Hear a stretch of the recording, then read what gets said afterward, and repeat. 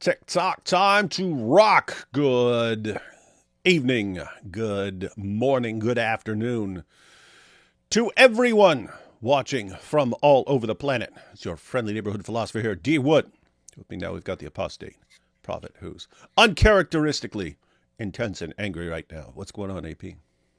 Oh, I don't know. I'm just didn't know what else to do, so I thought I should make an angry face. Okay, we got that. Yeah. Hey, we got a good question from Maddie here. Did you guys enjoy the sight of the March to Gaza attendance in Egypt? And we talked about that last night. AP even got in trouble for thinking it's hilarious to see people who have nothing but pure intentions getting the crap beat out of them by Egyptians. And then he's like, oh, and he got called out for it. Like, how dare you? The funniest thing about it is, I don't know if you've seen this with this one video, but this one Welsh guy goes there and then and cries and talks to those Egyptian security forces, like, "Why don't you let me go to Palestine?" Here. You be him. You be him. I'll be the Egyptian security forces. Yeah. Don't you have any heart? Don't you have heart? Allow us to go to Palestine. Don't you care about your Islamic children? The Islamic children, they're starving. I want to go help the Islamic children. That's yeah, did you see him? They're your own people. Why won't you help your own people?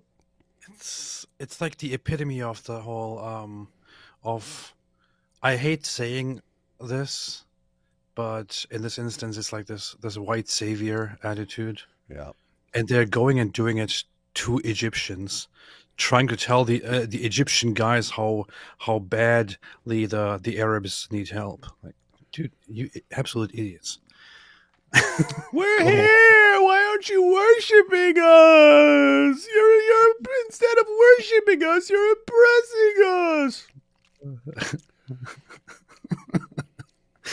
It's funny. It would be different if I thought they were at all like, I can't say sincere because they probably feel sincere, but it's just people are addicted to attention, and this is just a big way to get attention now. And I'm just thinking, if you act okay, there are endless trucks of aid coming in there every day. If you were really just focused on helping people, there are people starving and dying right now with no trucks of aid coming at all, and you could get in and help them very easily.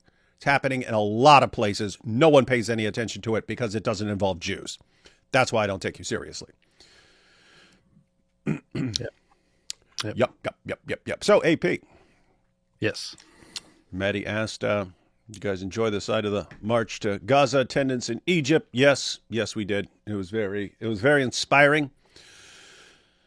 It's very inspiring to see other countries deal with situations in a way more deserving of how they should be dealt with. But hey, we've got this grooming gangs. Issue. You heard of these grooming gangs, AP? Nah, I don't think that such a thing would be possible. Where would you have grooming gangs? In the 21st century? Are you serious, man? Don't be ridiculous. What grooming gangs? So it looks like the UK government, the British government, which just mere months ago, and we'll see a clip, mere months ago when they were called upon, why don't we have a national inquiry? It's funny, no matter how many times I say the word inquiry, I'm always thinking inquiry or inquiry. And the answer is both. They're both completely acceptable. And yet, even though I know inquiry and inquiry are both perfectly acceptable pronunciations, every time I say the word inquiry, look, I just did it. I just switched from inquiry to inquiry. I just did it by accident. Like I go back and forth. Anyway. I just call it the N-word. The N-word. Yeah. Not in the Alzut sense, but in the, anyway. So, heard of these, anyway, just mere months ago, you go back to January, Elon Musk was calling for a national inquiry, or some would say inquiry. And And it was called a far right thing. And anyone who suggested it was called far right. And only the far right want this. And it's just like, it's crazy because that's what they've been saying for years. That's what they were saying about Tommy when he was first drawing attention to it. You're talking 15, 20 years ago. Tommy's drawing attention to this, and it's, oh, you see the far right, the far right. And at first they were making it up. The far right, these crazy people, they're saying that there are Pakistani gangs that are grooming and drugging and plying with alcohol and raping and pimping these young British girls. You see these insane people and their insane conspiracies. Turned out not only to be true, but to be massively, massively, massively bigger than anyone could have dreamed. There's no way you would have thought that tens of thousands, some put the figures in hundreds of thousands, some put it in the figures around like 250,000 of young British girls over the past couple decades being horribly, horribly, horribly, horribly, horribly abused by Muslim, predominantly Pakistani men. So then they had to reluctantly do something about it. But Tommy's pointing out, the trials are almost for show. Meaning, no, there are people who are actually going on trial. Some of these trials take months, and these guys are convicted, and they're going to prison. So people are going to prison. Tommy has pointed out that it's like a tiny, tiny fraction of the guys who are actually involved are actually being put on trial. And the vast, overwhelming majority, even of cases that they know what's going on, they have the girls, they have witnesses and so on, just aren't prosecuted. And so it's like they're saying, oh, you see, you saw it in the news, we're doing something about it. And so, but there's this follow-up issue, and could even be a bigger issue, that it's not just about the grooming gangs. It's about the social workers and the police and the prosecutors and everyone who ignored it and covered up, journalists who ignored it and even covered it up when they knew it was going on for years. And it's like, why are all of these people not in trouble? Why are some of these people working the exact same job they had before when all this was happening? Why are these guys not in prison? If, depending on what they knew and let slide, why are they not in prison? Why are these guys who are just regular police officers back then, why are these guys like police captains now? Like, how did this not affect their careers that all this was going on? So you had people calling for something bigger. There needs to be a national investigation into this to see who knew what and to hold people responsible and accountable and so on. And that was called far right. You see, far right. See, all you have to do, AP, all you have to do to silence people, you just program them over years that the worst possible thing you could be is far right. And then anything you don't like, any behavior you don't like, as soon as they exhibit that behavior, you say, hey, that's far right behavior. And people, oh, what? I better not do that. That's far right. It's like, wait, what's far right here? You don't want to be far right. Yeah, stopping thousands of Pakistani Muslims from raping, gang raping, pimping, drugging, look like 12-year-old girls. That's the far right. The far right are worried about that, and the rest of the people, the normal people, aren't worried about that. So anyway, that's how they silence people. And Elon raised a big ruckus. Remember the ruckus that Elon raised? Wasn't that last year or so? That was January. It might have started at the end. It really took off in January because I remember I had just told everyone about how 2025 was going to be way worse for da'wah, way worse for da'wah than 2024 was. And then instantly Elon starts kicking it off. I'm like, oh, this is how you start off a year, buddy. This is how you start a year off.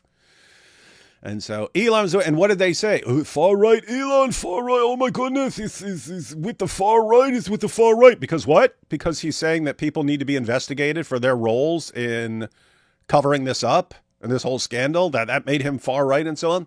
Anyway, people kept complaining and Tommy was released. And now the UK is going to do a national inquiry into the grooming gang scandal. They're going to say, hey, who was in charge of various things here? Who were the social workers who knew about it? What did they know? What did they do about it? the problem I see is it's still the same government that's going to be carrying out Yeah. this investigation, right? So like what is this for show as well? Is this for show? What do you think? And to what extent will it be transparent? You know, to what extent will it be? How transparent will this whole inquiry be? I don't know. I mean, I don't know anything about this, but I wonder how transparent it will be. How much the average population that follows this kind of stuff will actually be able to look into all the details of the inquiry, look into what is being done. How many different people from different political angles over the political spectrum will be able to have a say in what needs to be looked at and what doesn't need to be looked at. I don't know. I don't know much about the details here, but I'm just wondering about those things. Will it be in the hands of people that people don't trust to begin with, Mm-hmm. or will it be more open to the public and more open to different perspectives and so on? Yeah, so a couple of issues. Yeah, as along what AP was just saying. One is all this going to be transparent. In other words, are we going to be able to observe everything they're doing? So that's one possibility. Two, you can bring in outsiders to conduct the inquiry, an independent organization that has preferably an organization that deals with abuse victims and so on. So someone who actually has abuse victims in mind and isn't just trying to cover things up or smooth things over or put on a show or something like that, or a kind of mixture where you have different representatives of different groups and so on in there, and they have to work together for this because, guys, people, this is something that Tommy pointed out. Again, if you didn't see his full interview with PBD, I strongly recommend checking that out because PBD, to his credit, let Tommy really break things down in detail. But the idea here is because again, this is a really foreign idea to lots of other people around the world, in America and so on. We're thinking, how could you let this happen? And how once it's exposed, how are people still trying to cover up? And then how would it even be controversial that you want to look into it and find out who's responsible? The idea is everyone in positions of power has got dirty hands on this in all these cities and in these government positions and so on. So again, you had social workers, they knew what was going on. They don't want to do anything about it because they'll get in trouble. Police officers knew what was going on. They don't want to do anything about it because they'll get in trouble. They don't want to be called racist and so on. Prosecutors, all of this, reporters wouldn't report on it because they'd be accused of being racist and so on. But it goes beyond just, we're familiar with that. We've heard that for years, that they were scared of being called Islamophobes. They're scared of being called racist, and that's why they kept quiet about it. It's actually significantly worse and deeper than that, goes deeper than that, because at first it's once they find out it's going on, the politicians in power, they don't want to say a word about it because they're the ones who brought all these guys in, right? Mm-hmm. So if it becomes common knowledge that thousands of these Pakistani Muslims are drugging and raping and gang raping and pimping young British girls, you don't want to be the guys who brought them in. You're the bad guys, right? You brought them in assuring, hey, multiculturalism is a great thing. It's this great thing. So you would, if they're doing this, you're the ones who brought them in. And you don't want to be the ones who brought them in because then you're responsible for girls being raped. You're responsible, not just the Pakistani guys. You're responsible, right? If there's a girl in a room and I go bring a rapist into the room and I say, here, have at her, that's on me too. That's on me too. But that's what the government was basically doing, right? So the government wanted to cover this up because they don't want to be the bad guys in all of this. And so they make sure that other people understand that they will be racist if they bring it up. Anyway, so people spend decades being quiet about this and covering it up. And then once it comes to light, well, guess what? Now, if this is exposed, then there's actually this huge investigation and people find out what was going on and who knew what. You're talking about thousands and thousands of people in positions of power and influence and authority and so on who are all in trouble right now. And so what happens? Hey, it's in all of our best interest that we just keep this really quiet, isn't it? What are we going to do here? What are we going to do if someone brings this up? We're going to say, what? Far right, far right. You don't want to be far right. You don't want to be racist. You don't want to be an Islamophobe, do you? Only far right people are concerned about this. So they came up with this big scheme. And by the way, guys, that's the main reason they're still going. They've been going after Tommy this entire time for years. That's the main reason. There are other things. The main reason is if this guy is successful, he's going to blow the roof off of all this, and thousands of people are in trouble. Thousands of people in positions of power are in trouble. Prosecutors, judges, politicians, journalists, police officers, social workers, everyone is screwed if this guy gets away. So what do? We'll just keep locking him up over complete idiotic nonsense. And people fall for it. Shame on Tommy. How could you side with Tommy? He's far right. What? Far right. He's far right. He thinks that this stuff needs to be exposed. Only the far right think that.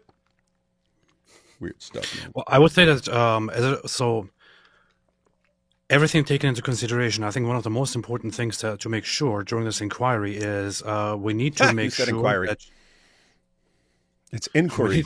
Okay. We need to we need to make sure that this inquiry and inquiry, both of them are led by an organization that is that will make sure that this is not done in a racist way. So we need to make sure that this inquiry is led by a Muslim organization or an organization that closely works together with Muslim organization. So yeah. In fact, we should just let Muslim organizations handle the entire thing. Yes. Matter of fact, I'll go ahead and say it. We should let the Pakistani Muslim community in Rotherham handle this entire investigation for open-mindedness and inclusiveness. Brilliant. In fact, one more thing, which would be if in this inquiry you find a high number of Muslims disproportionately, you should just shut it down or remove those names from the results. So these are all very, very, very good ideas. There's a reason. There's a reason everyone comes to the answer men, A, P, and D Wood. We've got the answers, ladies and gentlemen. Powerful. All right. So, got a bunch of super chats already, but we'll go ahead and start off by, maybe we should read an article real quick. You know what? Let's go ahead and check out Keir Starmer back in January. So in January, there are apparently three. There are more than three. There are apparently three people who played a big role in getting to this stage. So one is Tommy. He's been pushing this for a long time, and he's been the most consistent and the most relentless in going after this. He's the one who exposed the big scandal to begin with. So Tommy, and then more recently, Elon, he drew a bunch of attention to it while Tommy's locked up and so on. But Elon draws a ton of attention to this. Elon makes it more of an international thing. Tommy's focusing on. I mean, we heard about it, but a lot more people heard about it as far as outside the UK. People who weren't normally following this stuff heard about it from Elon, and then everyone blasted Elon and so on. But apparently there's some guy who I haven't been following, but it's Great Britain news. I guess they would be considered far right since they were talking about the grooming gangs the entire time. But there's one guy, Charlie something. I wasn't familiar with him, but as soon as there was a national inquiry, I saw tons of people thanking him on X. Thank you for continuing pushing this and actually getting this national inquiry. So we're going to hear from him. We're going to hear a little bit from him. Got a video of that. But let's go ahead and hear Keir Starmer. This is Keir Starmer in January. And Keir Starmer is basically, it's amazing. Dude, this is seriously amazing. Everyone in the government that you ask about this, hey, what's going on? Why haven't we had this national inquiry? Well, why has it just been local things? Why is this not being, why aren't we getting to the bottom of this, finding everyone who's responsible and so on? And every single politician who comments on this is like, what? No one has done more to protect the victims of these gangs than I have. And every single politician says the exact same thing. Every single judge, police officer, anyone who comments, what are you talking about? We've been fighting this all along. We were right there. And it's like, what are you talking about? And they all point to stuff. In March of 2011, I brought up up that some guy was doing something. So you see, I was against it the entire time. It's like, okay, if everyone was fighting this so hard, how was it this big thing that was going on that only came and Tommy basically had to force you guys into acknowledging that it was even happening. And then after that, we've been fighting up until today, up until now, to actually do anything to hold people accountable for this stuff. How? If all you people were fighting this all along. But anyway, here's Keir Starmer responding back in January, and he's going to tell us how he's been the champion of the victims the entire time, and he's been doing everything, and he's the one that was saving all these girls. And then in the end, he's going to call it, but you got to watch out because the far right thing. Oh, yeah. Dangerous. Got to watch out. Anyway, so here we have everyone, Keir Starmer. And let me start with this.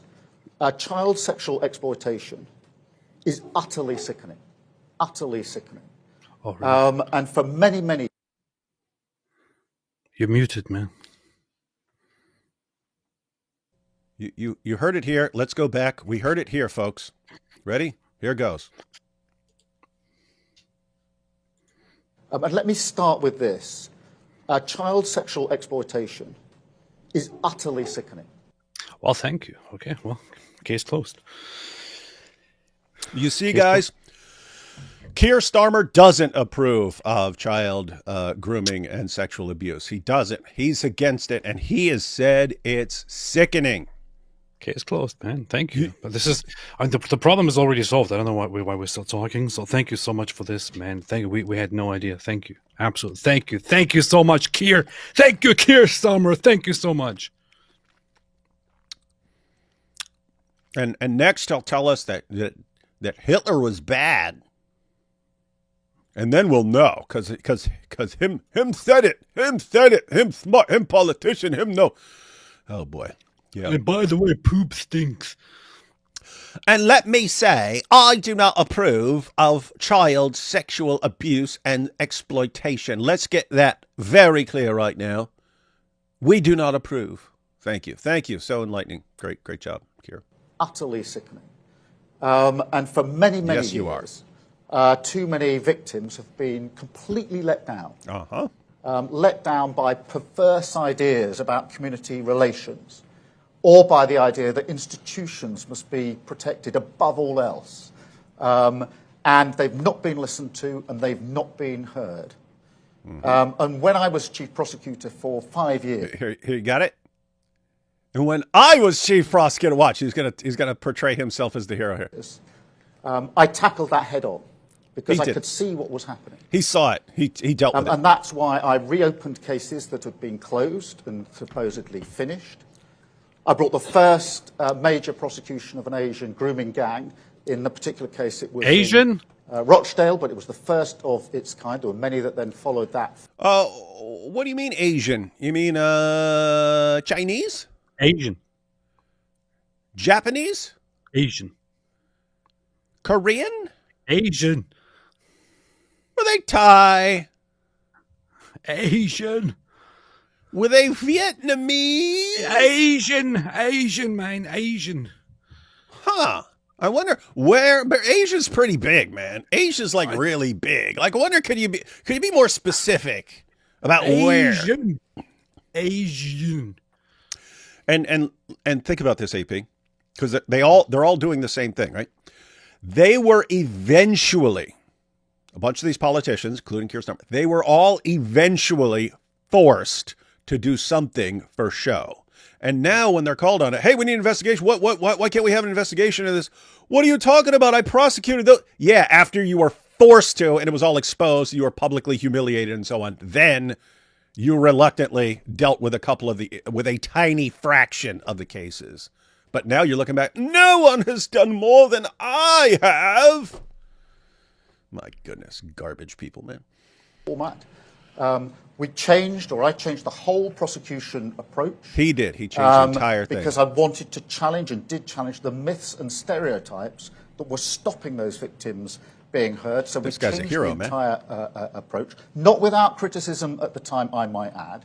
And when I left office, we had the highest number of child sexual abuse cases being prosecuted on record. Now, We had the highest number because before you weren't prosecuting them all. You weren't prosecuting them all before that. And then you prosecuted a couple of them. You see, we had record numbers. Oh, my goodness. That record is not secret. As a public servant, it's there for all of you or everybody to see. I also called for mandatory reporting of child sexual abuse. I called for that a decade ago. The Tories did nothing about that for those 10 long years, including when the jail... Hey, did you hear it? Did you hear it?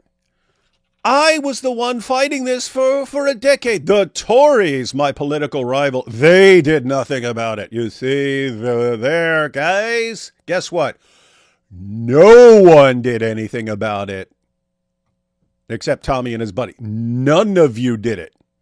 Not I don't even know the groups over there. Tories, who are they? Are they conservatives or are they a different group? Anyway, I hear conservatives, I hear Tories, I hear Labor. I don't know what. None of you did anything about it. None of you. So now it's going to be him and his party. They were the ones fighting against this. The Tories, they did not. None of you did anything until you were forced to. And now you point back to the things that you were forced to do because you'd been exposed. And then you're saying, see, we were the ones fighting it. Bunch of lying cowards. Report came out nearly 3 years ago now. Central plank, mandatory reporting, still hasn't been done. We're going to do it. But let's just to bring it in closer, and I will answer you on Chess Phillips in particular. Because those that are spreading lies and misinformation as far and as wide as possible. Elon. Talking about Elon. Not interested in victims. They're interested in themselves. See, Elon and his fans and followers, they're not interested in the victims. They're interested in themselves. Unlike the noble politicians who fought tooth and nail to protect these girls, they weren't just considering themselves and their careers as far as silencing all this stuff. No, they said, even if we get in trouble, even if we get called racists, even if we get exposed for bringing in these rapists, we must protect the victims. That's what they were doing until Elon comes along. Elon just cares about himself, everyone.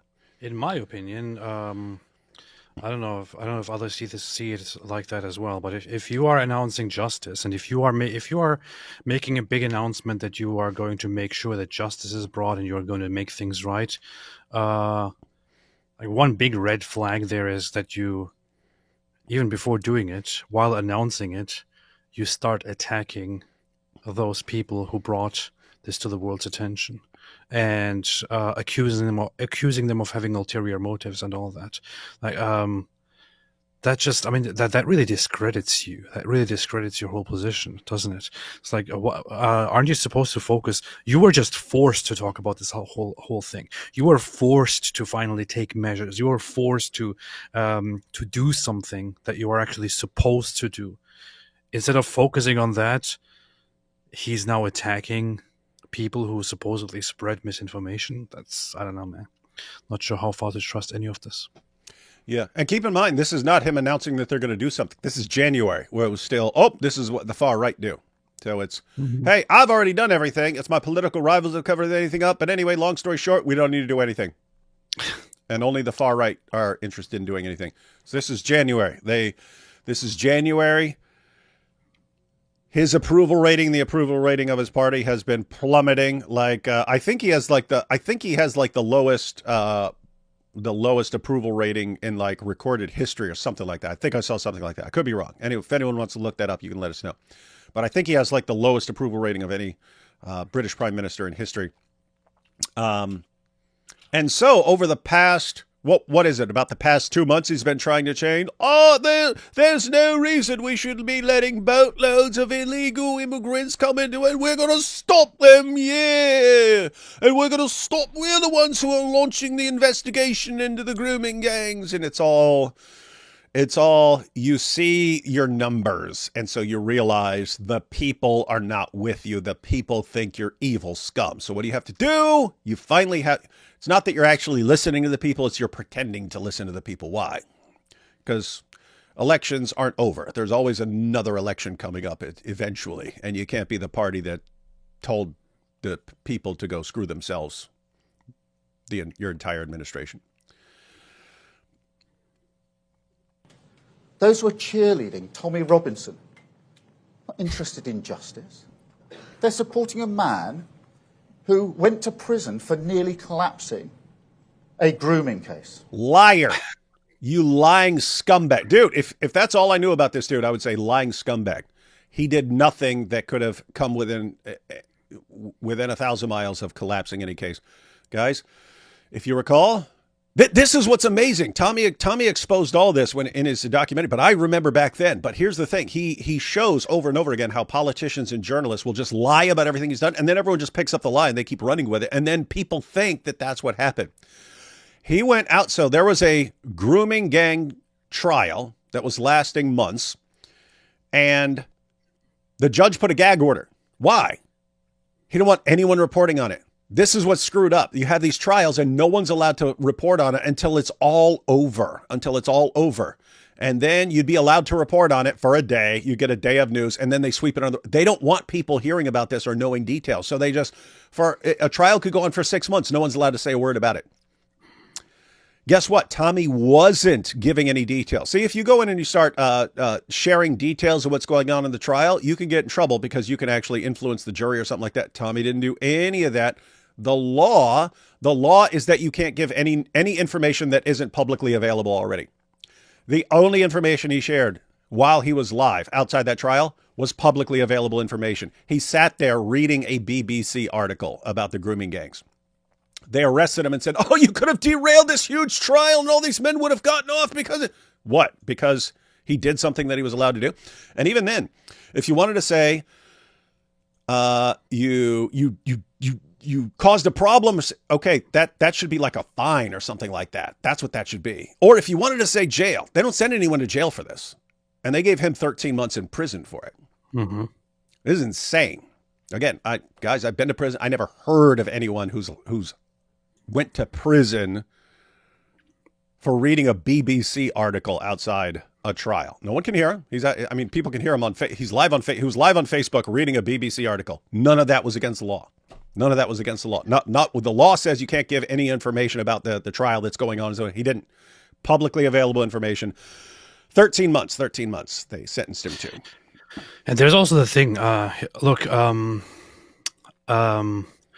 what does the public know about Tommy Robinson? What is there that makes the public that is against Tommy Robinson? What makes them against Tommy Robinson? When you ask the people, what they usually will tell you is, "Oh, Tommy Robinson is a racist, is bigoted, is Islamophobic, is xenophobic, this and that." People don't talk about how he's bad because he disrupted a process. Now, if it is even true, and if he did get legally out of line, if he did disrupt some process, I'm sorry, but there should be. He did so righteously. He did so justifiably. He's mad you can't report on this stuff because he's.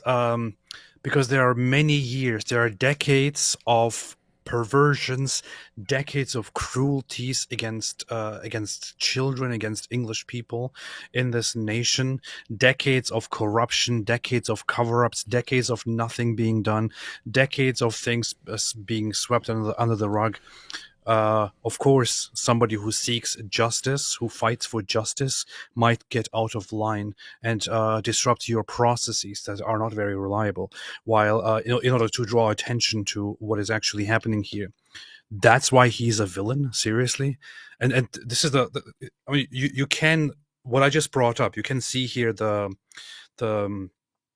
big problem. This guy vilifies Tommy Robinson because Tommy Robinson nearly collapsed an investigation. Nobody among the regular people dislikes him because of this. People talk about him for all kinds of different reasons. Because he's a racist, he's Islamophobic, and all that. These are just excuses, man. Yeah, and so here's the situation, guys. There's a trial going on. The judge orders everyone's silence. Reporters cannot report on a trial. So there's an ongoing trial about all the stuff that these guys did to these young girls.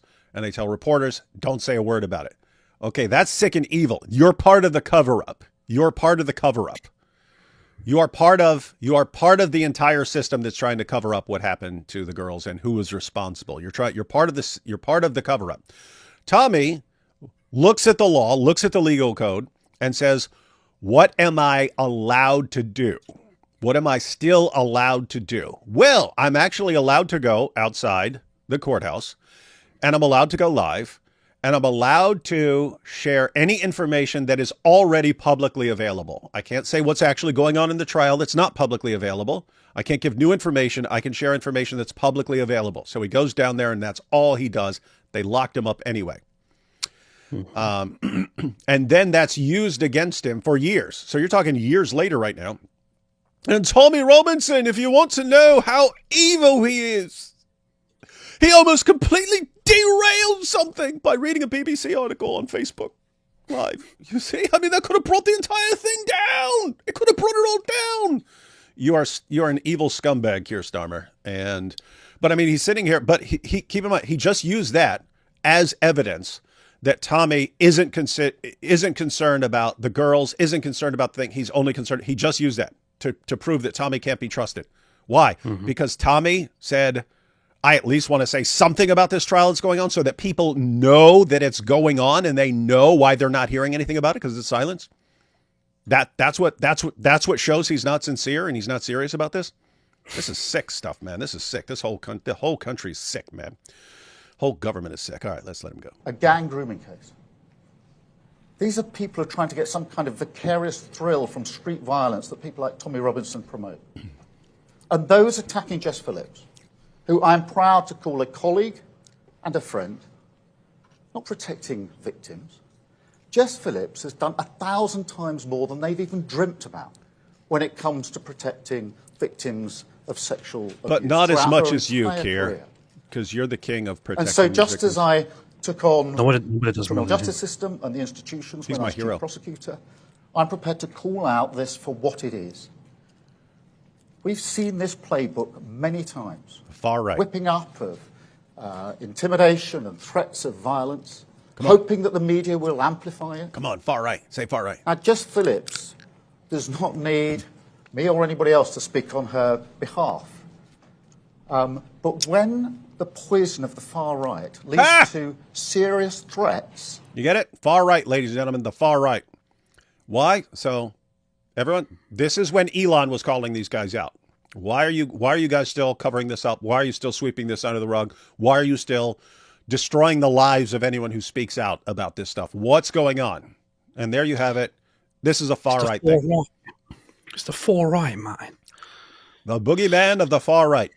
Again, all you have to do is spend years from the time people are children convincing them the most evil thing you could be is far right. It's the same thing people used to do with, like, Nazi. You'd say Nazi back in the day. The worst thing you could be is Nazi. And then what? Oh, if you're doing this, then that's what a Nazi would do.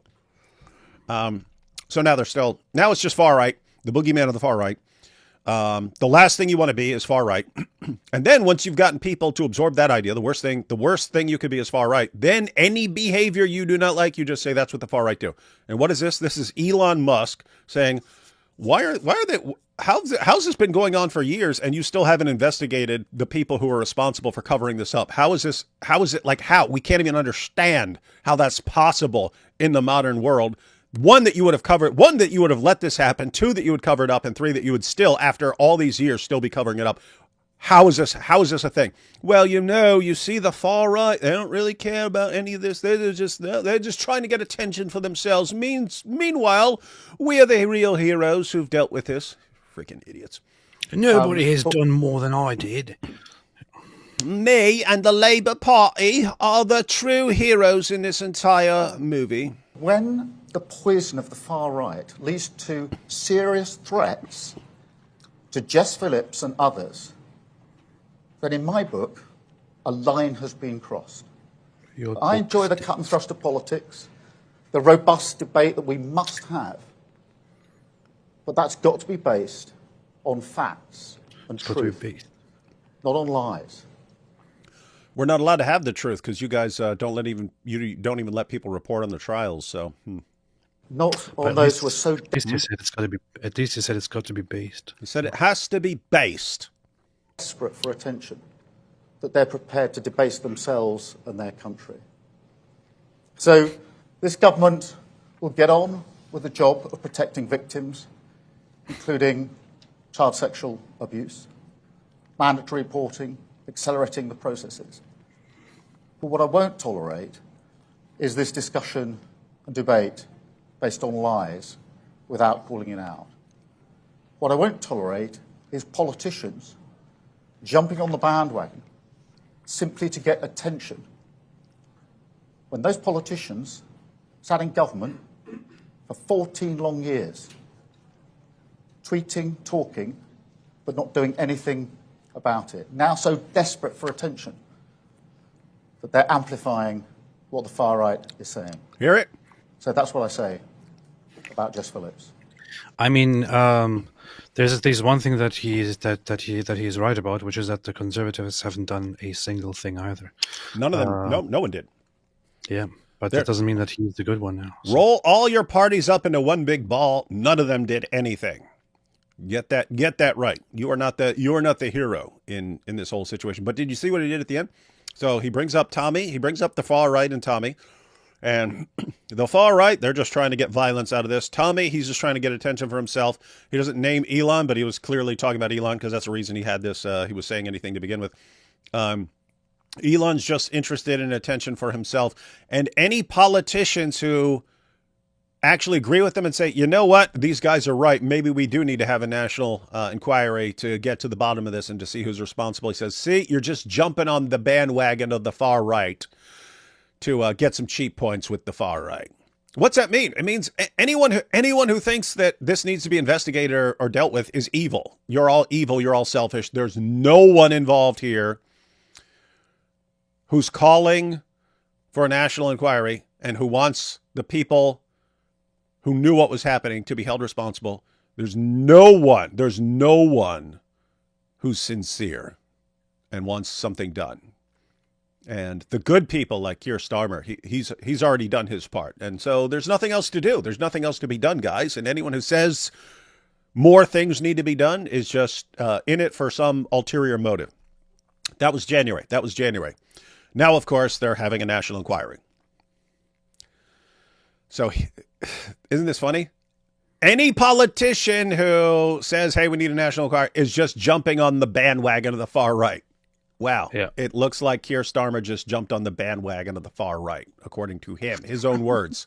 According to his own words, Keir Starmer just jumped on the bandwagon of the far right because now he's saying they're going to have a national inquiry. All right. So we're going to check. We just checked that out. That was January. We'll look at an article or two here. We got some articles. A bunch of articles came out yesterday, and then we'll look at this Charlie guy on Great Britain News. We got that clip. Yeah, we'll check all that out. Take some super chats real quick. TikTok, time to rock. You're way late, man. That was minutes ago. Make a video about Ali Dawa's secret wife. Salman didn't put that in the video title and challenge him to do mubahala as he did for the blackmailing. Yeah, I haven't seen. I started watching the new Behind Veils video. It's about Ali Dawa and exposing Ali Dawa. And apparently, Salman, I see people, again, I haven't gotten to this part, but Salman has been asking some serious questions to Ali Dawa about some hotel wife or something like that I think in Mecca. Interesting. Isn't it interesting that like all these Dawa guys are doing this stuff? And it's funny because Hijab said they were all doing it. Hijab said they're all doing like these polygamous marriages and so on. And he was laughing about how people that you would expect it from the least, they have done it too. Yeah, like you wouldn't expect Ali Dawa considering he's such a weaselly little pipsqueak. Doesn't have a drop of testosterone in his entire body. But even he is doing it. Yes, yes, we all do it. Even he does it. And to be surprised. So it's not surprising Ali Dawa is doing this slimy stuff. Again, Hijab has acknowledged that they're all doing it. But Hijab said he knows like one da'i who has like 40 kids because of all the different wives he's been banging. So now, if that were Ali Dawa, if that turned out to be Ali Dawa, that would be surprising, right? These guys doing their hotel marriages and mutta wives and stuff like that, that's not surprising at all. I've assumed all along that they were doing that. You can kind of tell by the way they talk about this stuff. But if Ali Dawa was the one who has like 40 kids or something like that, I would be shocked. In fact, Ali Dawa, If that's you, go ahead and brag it. I won't even criticize. I will be so surprised. I won't even criticize you. I'll be like, whoa, Ali Dawa, little pipsqueak Ali Dawa. Anyway. In fact, I will apologize for having talked so much trash about you, Ali Dawa. Yeah, we'll think that you're super strong and based and manly, that you have the sexual strength of 30 men, just like a prophet.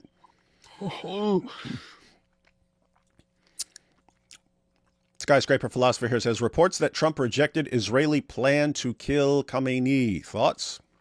Don't know. I think that Israel should do it anyway if they have the chance. But yeah, I did see those reports, but there are kind of debates about how true it actually is. Isn't that dude like in his 70s or 80s or something? Maybe. But it would be like taking him out would be a huge move. You know, it would be a big destabilization of the Islamic regime, and would motivate lots of people there to rise up. Yeah, here's the thing. I have no idea who's saying what behind the scenes and who's giving permission for what behind the scenes and so on. If the Trump administration is saying, no, don't cross any more lines here because we want to get these guys to the negotiating table and have them sign a document, I would say, you know what? I'm not interested in listening to you guys. If there's something else going on that's along the lines of, hey, keep doing what you're doing. Don't take out. Let the people finish taking out the government.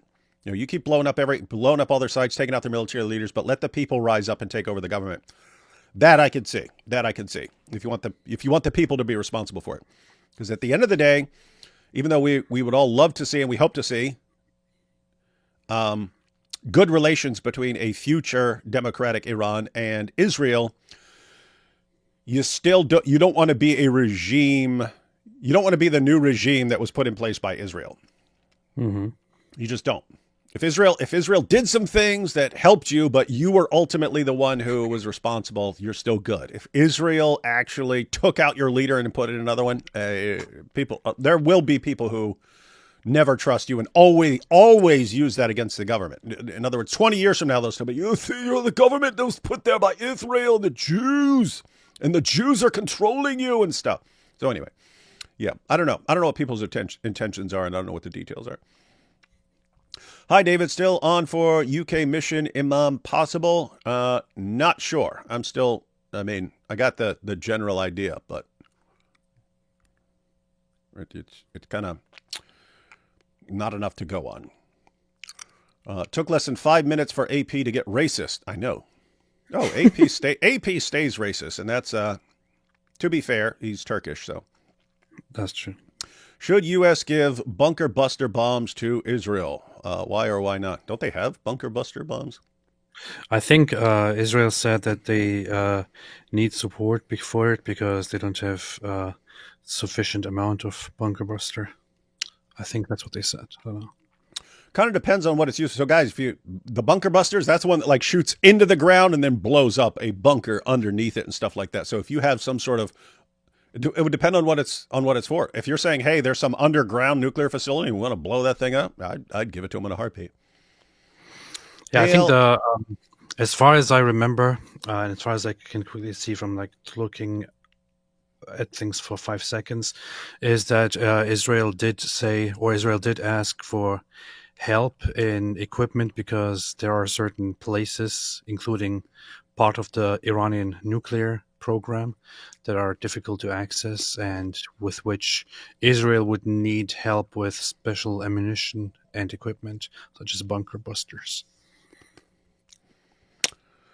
Jacob says, hail our living Lord Jesus. Yes. Indeed. D. Wood, I just found out you follow Mike Winger on the app formerly known as Twitter. Are you a clandestine wingeling? Yeah. Apparently you're not familiar with Sun Tzu's Art of War. What does he say? Know your enemy. Jesus says, love your enemy, so you got to do that. Sun Tzu says, know your enemy. That's also true. How have the English not revolted yet? If it happened in my community, I'd be in Punisher mode. They're drunk, man. Punisher mode, Charles Bronson mode, and so on. Also, crusade to liberate all Christian lands when? As soon as AP's baptized.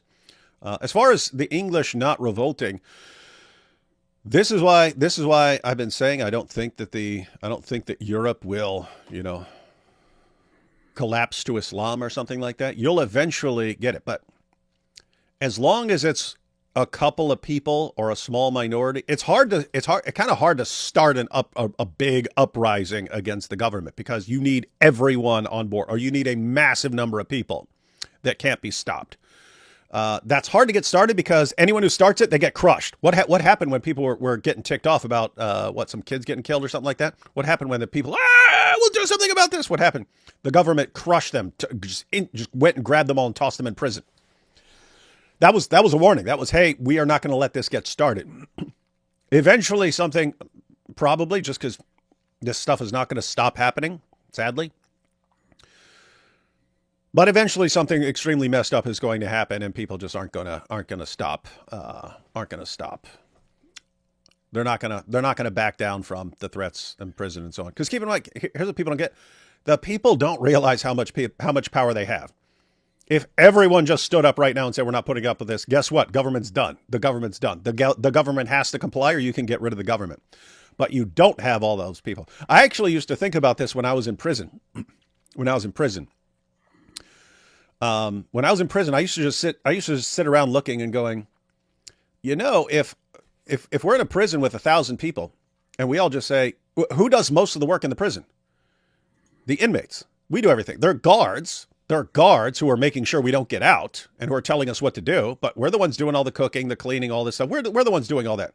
Guess what? If the entire prison of let's say 1,000 people sits down and says, you know what, we're not working. Guess what? They still have to feed us. It's required. They still have to feed us. They still have to do all kinds of things. If we don't do if we're already doing the vast majority of the work, and then we say, you know what, we're not doing it, that stuff still has to get done. They would just have to hire tons of people to come and do it. And all of a sudden, the price of keeping these inmates would skyrocket. So it's like, it's always in my head, like, the inmates actually have the power. They just don't realize it. And if someone did, if one inmate says, oh, we will do this, they would get crushed. They would get crushed. The guards would stick them in solitary confinement. If all the inmates said, you know what, we don't like what's going on, so we're going to sit back and do nothing, the administration would have to grant some concessions. But that exact same thought can apply to an entire nation. You don't believe? Just look at how we dealt with the British government when we didn't like what they said. We showed how it's done.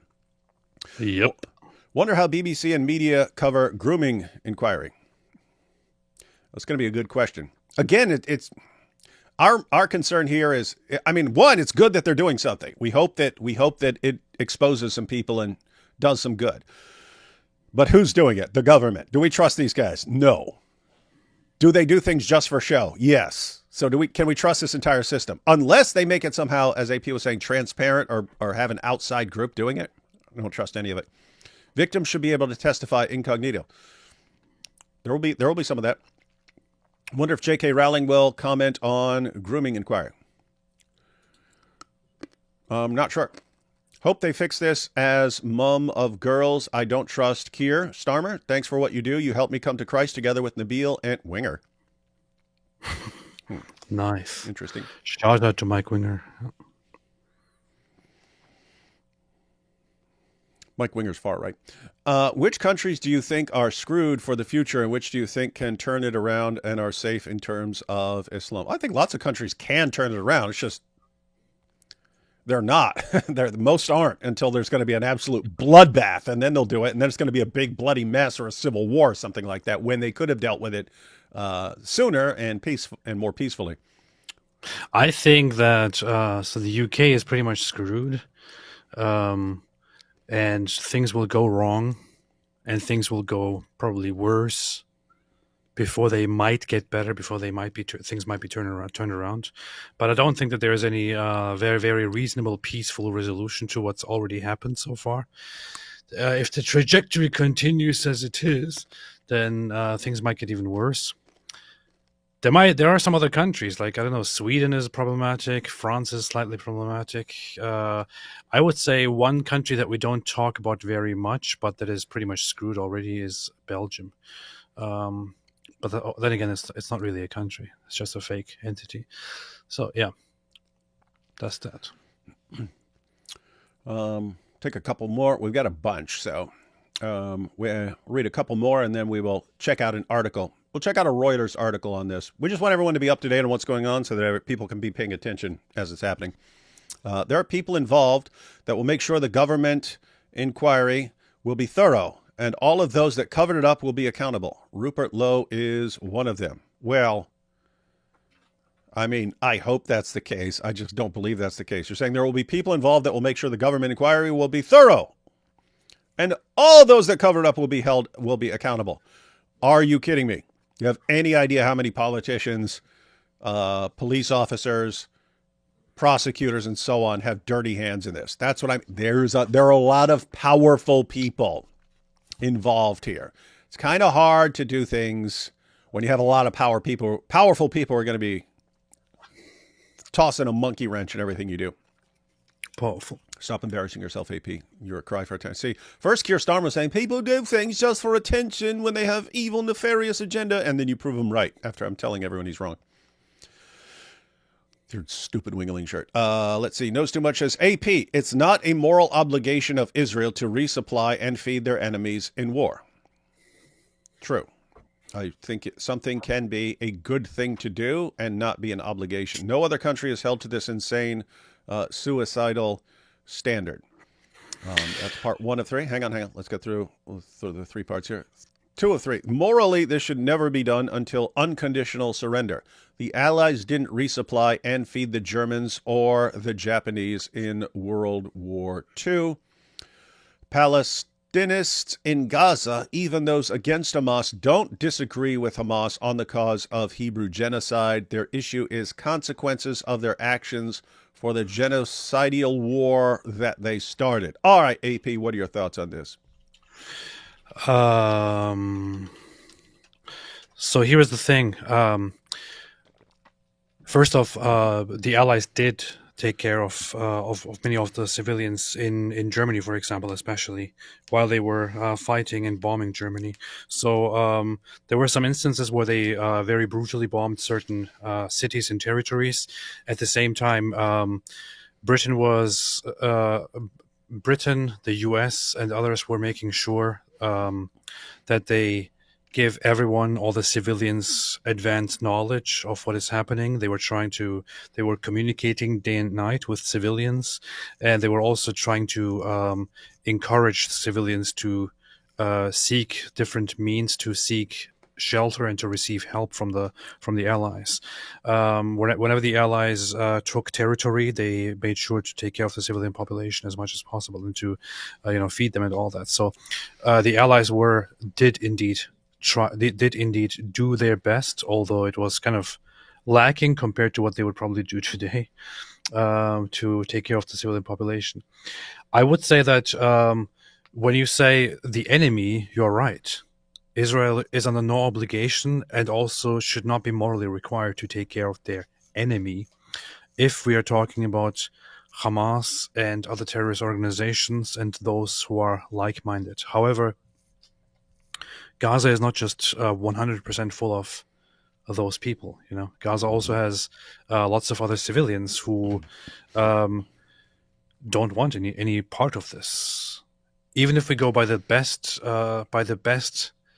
most reliable surveys, we can see that over 60% or maybe 70% of the population on October 7th said that what Hamas did was a good thing. But what about the rest of them? What about the rest of them? There are lots of people there who are victims of the whole situation as well. It would be pretty messed up to let them all starve to death because Hamas is disgusting. And I know it is a brutal war, and I am very much on your side in terms of seeing much of what is happening as a necessity, as an ugly necessity. But even your Bible will tell you that you should feed those that you're fighting, or the other side. and also by humanitarian standards, by human rights standards, I think it would be good to try as much as possible to still feed them. I am not saying that you should do whatever, you should go out of your way and be as nice to these people as possible and accept them, and then be like the West. No, on the contrary, I think, and I still say, and I still agree that a proper solution would be to take care of those people and then to resettle them to somewhere else where they will no longer be Israel's problem. However, you should also probably not let them die, I would say. Yeah. So I agree with AP on all of that, and there are multiple issues here. So are you required to help the population of your enemy and so on? I don't think you have an actual obligation that you're required to do. In the situation that Israel is in, I think that it is the right thing to do. Keep in mind when you're saying, but the general people, they still, really? But they're babies there, man. They're toddlers. They're toddlers who've never formulated a thought on this. And they would be the ones, they would also be the ones starving. In fact, they would be the first ones starving because Hamas would make sure their soldiers are fed, right? And guess what? Who does Hamas want starving? Let me put it this way. Do you think Hamas would rather Israel starve the population or fed the population? What do you think Hamas would want? Starve. I think Hamas would want Israel to starve the entire population to death, Yep. just to increase hostility against Israel and to say, you see, it is a genocide. So be careful. Be careful if you're doing what your enemy actually wants you to do. What does Hamas want? They're trying to maximize civilian casualties. And what are you saying right now? Yes, Israel should maximize civilian casualties and starve them all. Right? So, one, you have to be careful. So, just practically speaking, what is it that is increasing hostility against Israel? It's all these, this is why they had Pallywood, right? This is why they had Pallywood. Look, here's my baby. Now, sometimes kids are actually killed in bomb strikes and so on, but lots of times it's actually fake. Why are they actually cranking out all these videos left and right? Because that's the best way to increase global hostility against Israel. You're saying dial that hostility up by like 10,000 fold. Just have Israel just like literally just close the borders and no more aid, and all these people starve to death. Babies, little kids starve to death. All those videos are going up daily. Look at what Israel's doing. Is that wise? No. So you have that. AP was pointing out biblically. I mean, keep in mind, you had Sodom, a place where if a stranger showed up, the entire town would gather around to gang rape the person. And Abraham says, God, what if there's a few righteous people in there? God says, if you find 10 righteous people in that town, I will not destroy it. So there is a biblical idea, even if you're talking about a minority, you should strive to protect the minority, even if you have to deal with the majority and so on. So you have those kinds of situations. And at the end of the day, as AP was pointing out, you do have people who are not on board. You do have people who want to live moral, regular lives and so on, who are not on board with Hamas, what Hamas is doing. And guess what? You have more of those than you realize, because it's difficult for people to speak out against Hamas because they'll show up and kill you, right? So you have that. So you have the people who are against Hamas. I don't know why you'd want to starve them, but even more than that, you do have to think about the future. Some people do change their minds. And you should be thinking, hey, maybe there are some people who are currently against Israel, but who in the future could be, could change their minds and hearts and so on. We're probably not going to do that by starving them to death. You could do that by doing everything you can to help them while you're taking out terrorists and so on. So the point is I understand where you're coming from. And I think Israel would be justified in saying, you know what, until these guys surrender, and as long as they've got our people hostages, we'll turn off we'll shut down their electricity, their water, everything else until they hand over our hostages. I think you'd be justified in doing that. That doesn't necessarily mean that it's the wisest or the best or the most moral move in all of this. So, yeah. So, if we were saying, so if the hypothetical here was, or if the reality was, that if you refuse to give this population the means to survive, then they will be forced to surrender. If that was the case, I would say, okay, maybe there is maybe there is a chance to pressure them and to take something away in order to pressure Hamas and the population to surrender and to be done with this war. But we all know that this is not the case. We all know that if you let this population starve, if you take their means of survival away, Hamas does not care about their well-being. Hamas will let them die. Hamas will let them starve, and then will use this opportunity to depict you as the evil one. So this is a very, very bad case. David, did you just mention the book? Did you just mention Jonah? Or you mentioned? No, you mentioned something else. Okay, yeah. I'm thinking of Jonah as a great example, which is biblical, which is where he is told to preach to the Ninevites in order to make them turn from their ways, but he really doesn't want to do it. Not just because he's afraid of them or anything like that. It's also because he doesn't want God to forgive them. Yeah, he wants them punished. He wants them all dead. Jonah, the prophet Jonah, wants all these people dead. He wants justice. He wants them punished.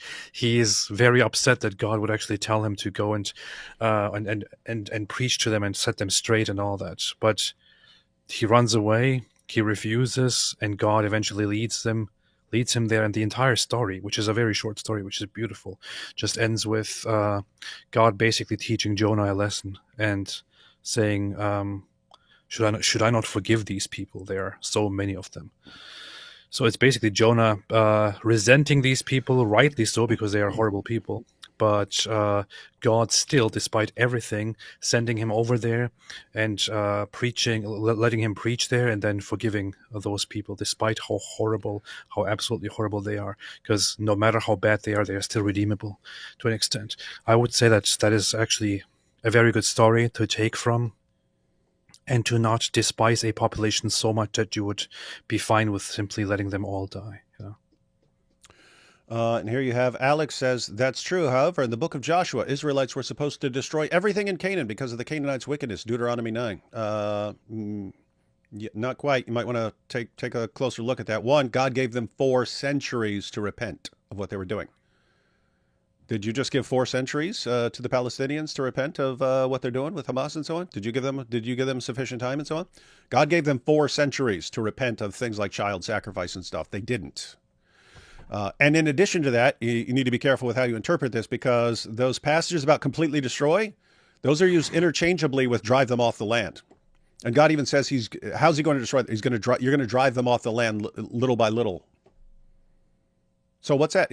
He's not completely. I know you have, dude. Seriously, you need to read these passages, because people look. It says completely wipe them out, and guess what? It'll say sometimes in the exact same passage you're going to drive them out little by little, over time, and so on. So what's that mean? Well, that's what AP was saying.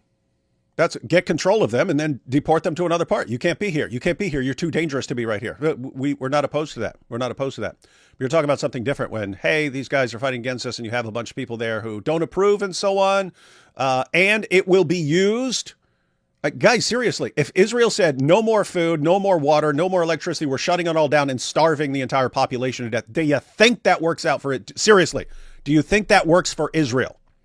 Like straight up. So suppose we don't care at all about anyone there. We think they're all garbage and we don't care. You could be the nicest person or a Christian or whoever. You could be the nicest person in the world. You could be a baby. We do not care. Suppose we don't care. Do you think it's good for Israel to starve all those people to death?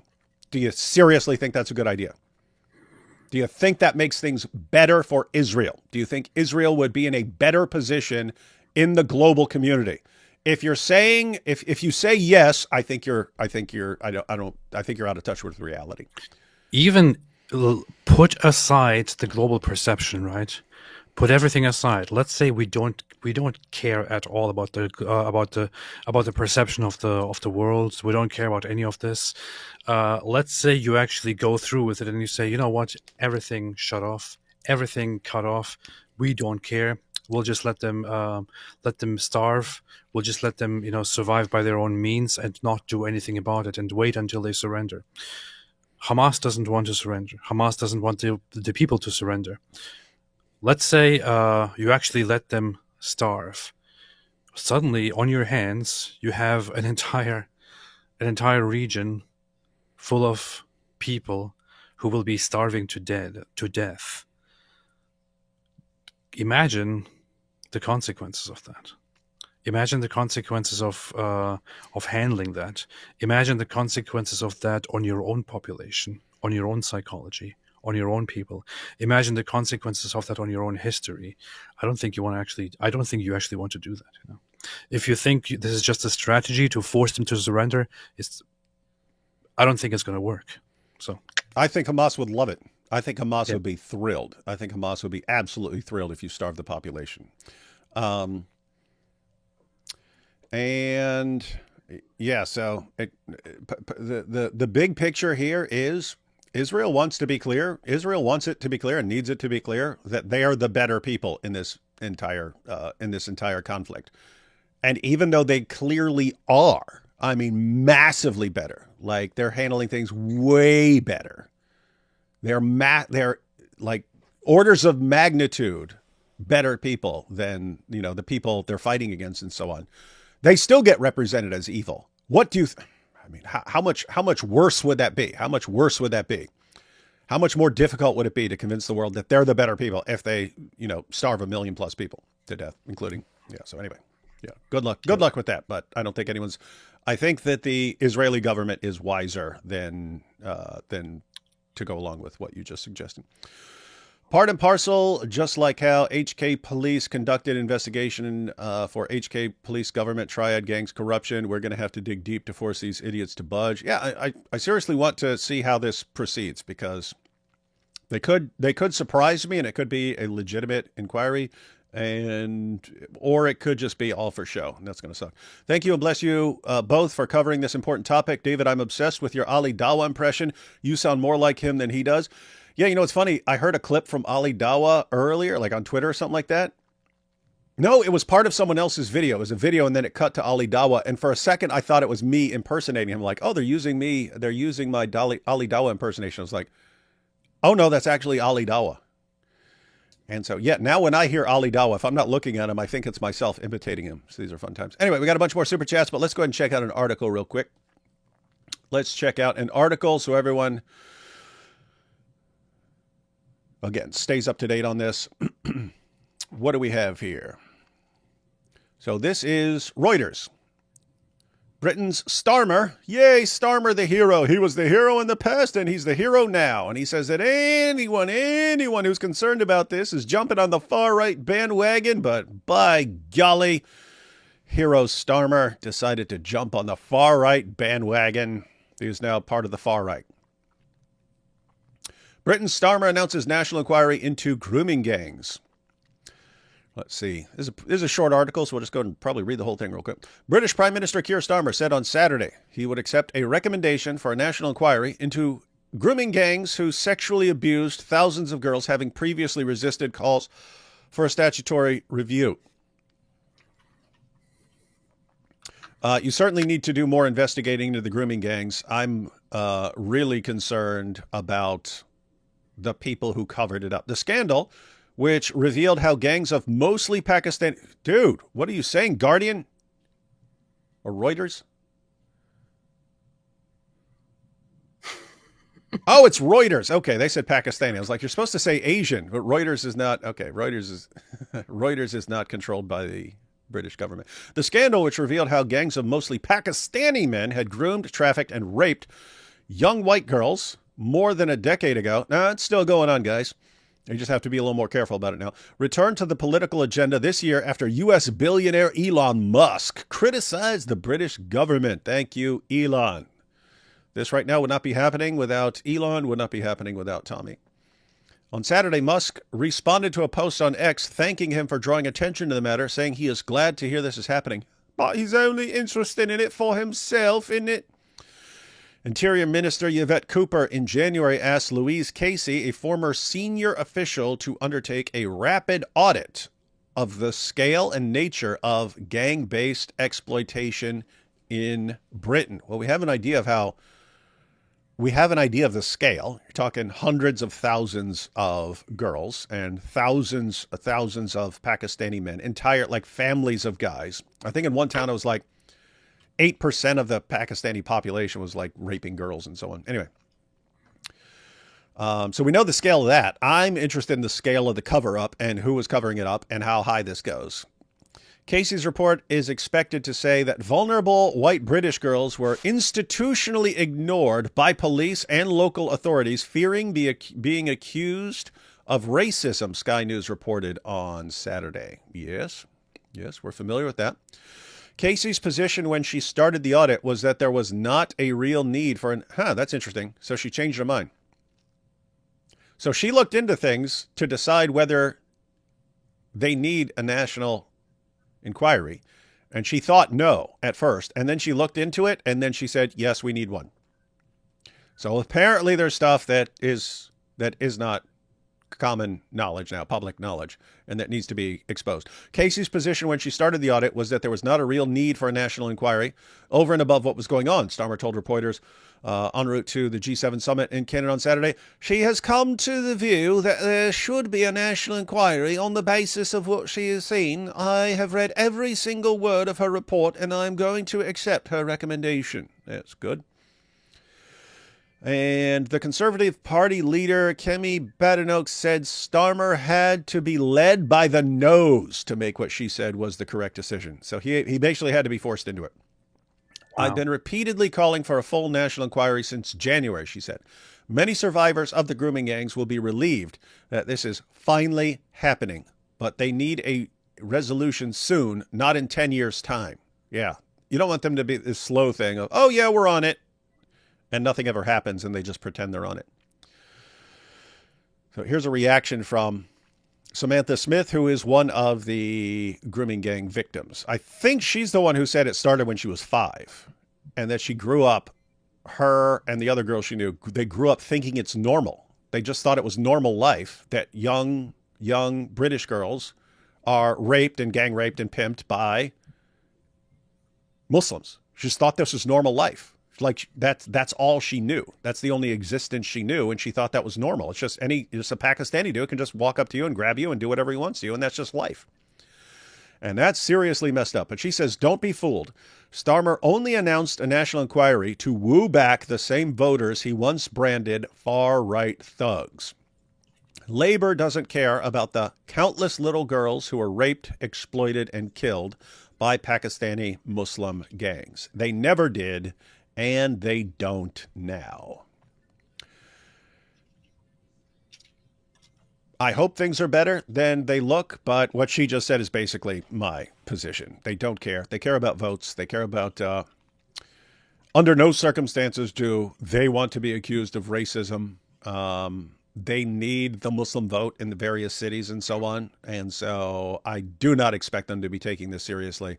And as far as I can tell, based on decades of their behavior, there are people who are far more concerned about remaining in power and achieving power than they are about little girls. They will gladly sacrifice those little girls for votes. That's what it looks like. And that's not just Labour. That seems like the entire British political scene. Journalists, all of them.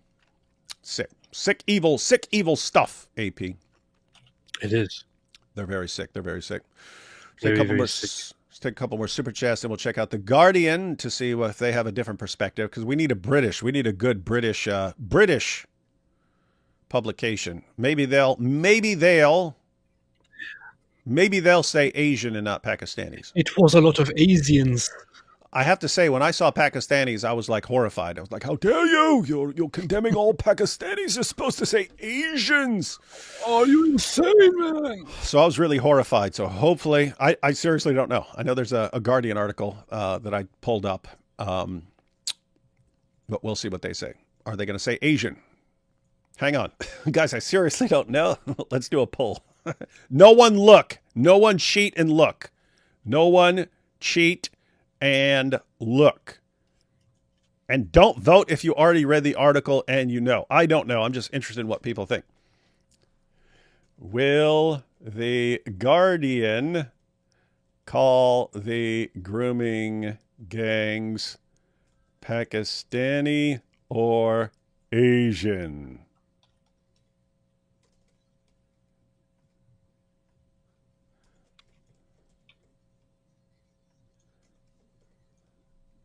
Will the Guardian call the grooming gangs Pakistani or Asian? Here's what's crazy. Apparently, it's so common in the UK that now when they hear Asian, they know you're talking about Pakistanis. But that's weird to us. When we hear in the United States, when we hear Asian, we do not think Pakistanis. We don't think Pakistanis. We don't think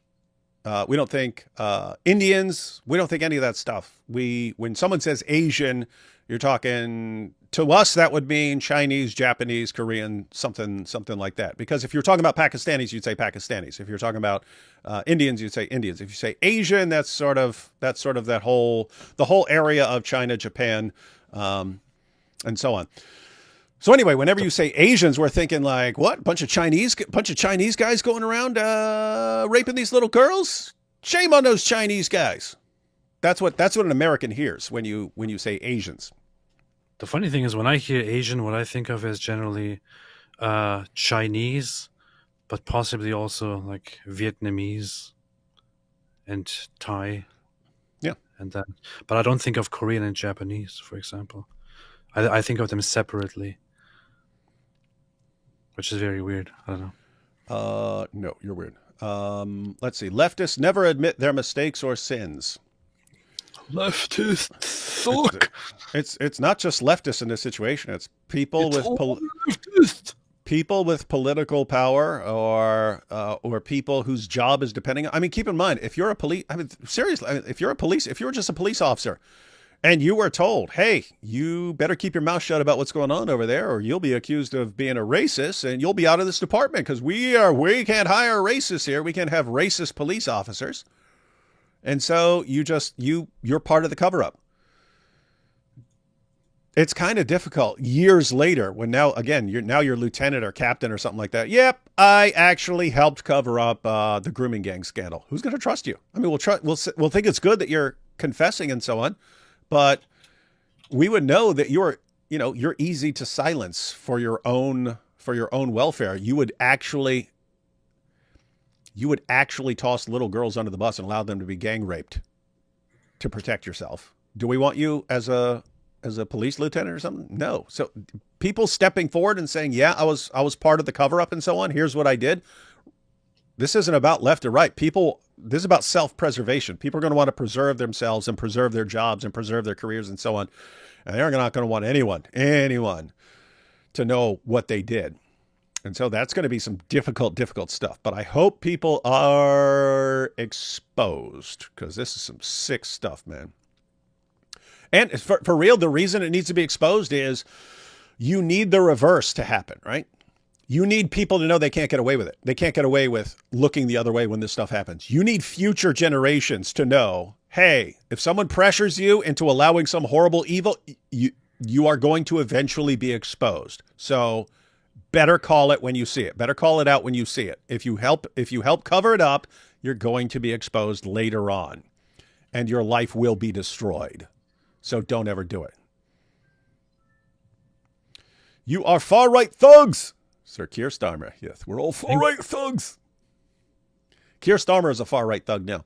Not sure if you have seen it, but you guys should watch the film Tommy made confronting the groomers in Telford with love from the UK. Haven't seen it, but we should. Tommy's a beast. He's not why are you calling him a beast? AP, you should find out if he's still in the Bahamas. If he is, we should just fly down there and record some videos with him. If he's just sitting down there chilling, man. The funny thing about Tommy Robinson is that you message him and then he gets back to you like 50 years later or something. Oh, worst case scenario, he doesn't get back to you, or he gets back to you 50 years from now.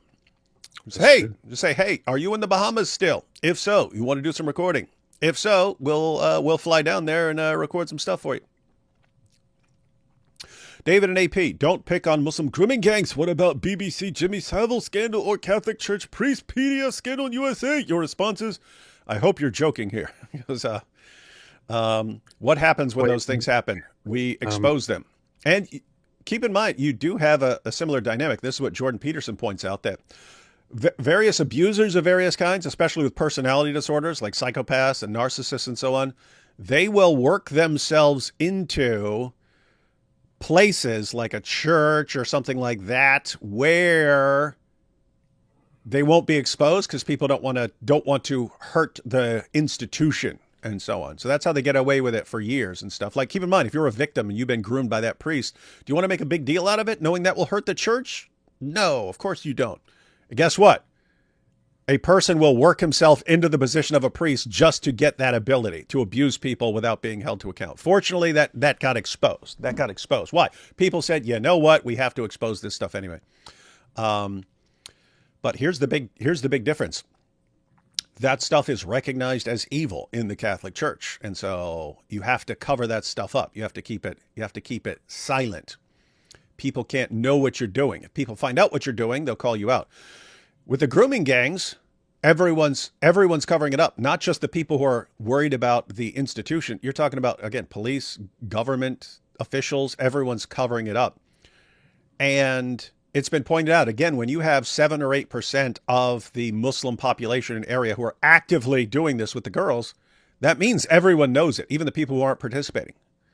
Everyone knows it. Everyone sees you with these young girls. Everyone sees you hanging out with these young girls, sees you going up into your house with these young girls, sees 8 of you going up into the house with this 12-year-old little white girl. They know it. They all know it. And it was fine to them. No one in that community was exposing it. It had to come from outside. And that's sick and evil. Who exposed stuff going on in the Catholic Church? People in the Catholic Church eventually. Right? What's up? Anybody in Tel Aviv? What's going on in Tel Aviv?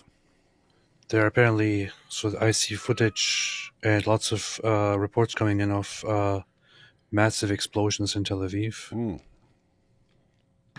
Direct impact of hypersonic missiles or something else. Again, guys, the hypersonic missiles, guys, those are the ones. The Iron Dome was not meant to intercept things like that. The Iron Dome is primarily meant for short-range rocket fire and stuff like that. They have other systems in place, but if a ton of missiles and stuff, especially hypersonic, are coming at them, it is hard to stop. It's hard to stop. If anybody is there in the region, in the vicinity, if anybody is in Tel Aviv and watching right now, if you're in a shelter or something, let us know how you're doing, what's going on. I see here people reporting that there is that there are very loud booms, and I also see videos now coming in of several missiles actually landing in the middle of Tel Aviv. So, curious. Apparently one missile landed in Haifa in the north on a power plant. I think this is the worst impact as far as I can see so far in terms of missiles hitting Tel Aviv right now.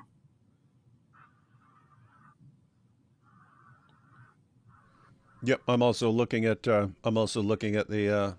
missiles hitting Tel Aviv. Now, notice they keep going for Tel Aviv. Why? It's a very modern city, very, very modern city, liberal city, densely populated. Fortunately, the plus side is they have tons and tons of shelters, and therefore casualties will never be nearly as bad as they would be if they didn't have tons and tons of shelters and safe rooms and things like that. But yeah, guys, Iran is going to lose this, but they are significantly more powerful and have way better weaponry than Hamas. So there will be significant loss of life in all of this.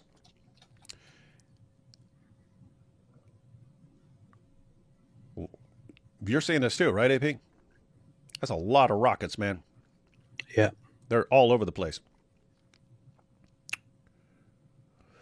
And just so everyone knows what will happen as a result of this, Israel is monitoring. They will see where all those rockets were fired from, and they will go bomb all those places.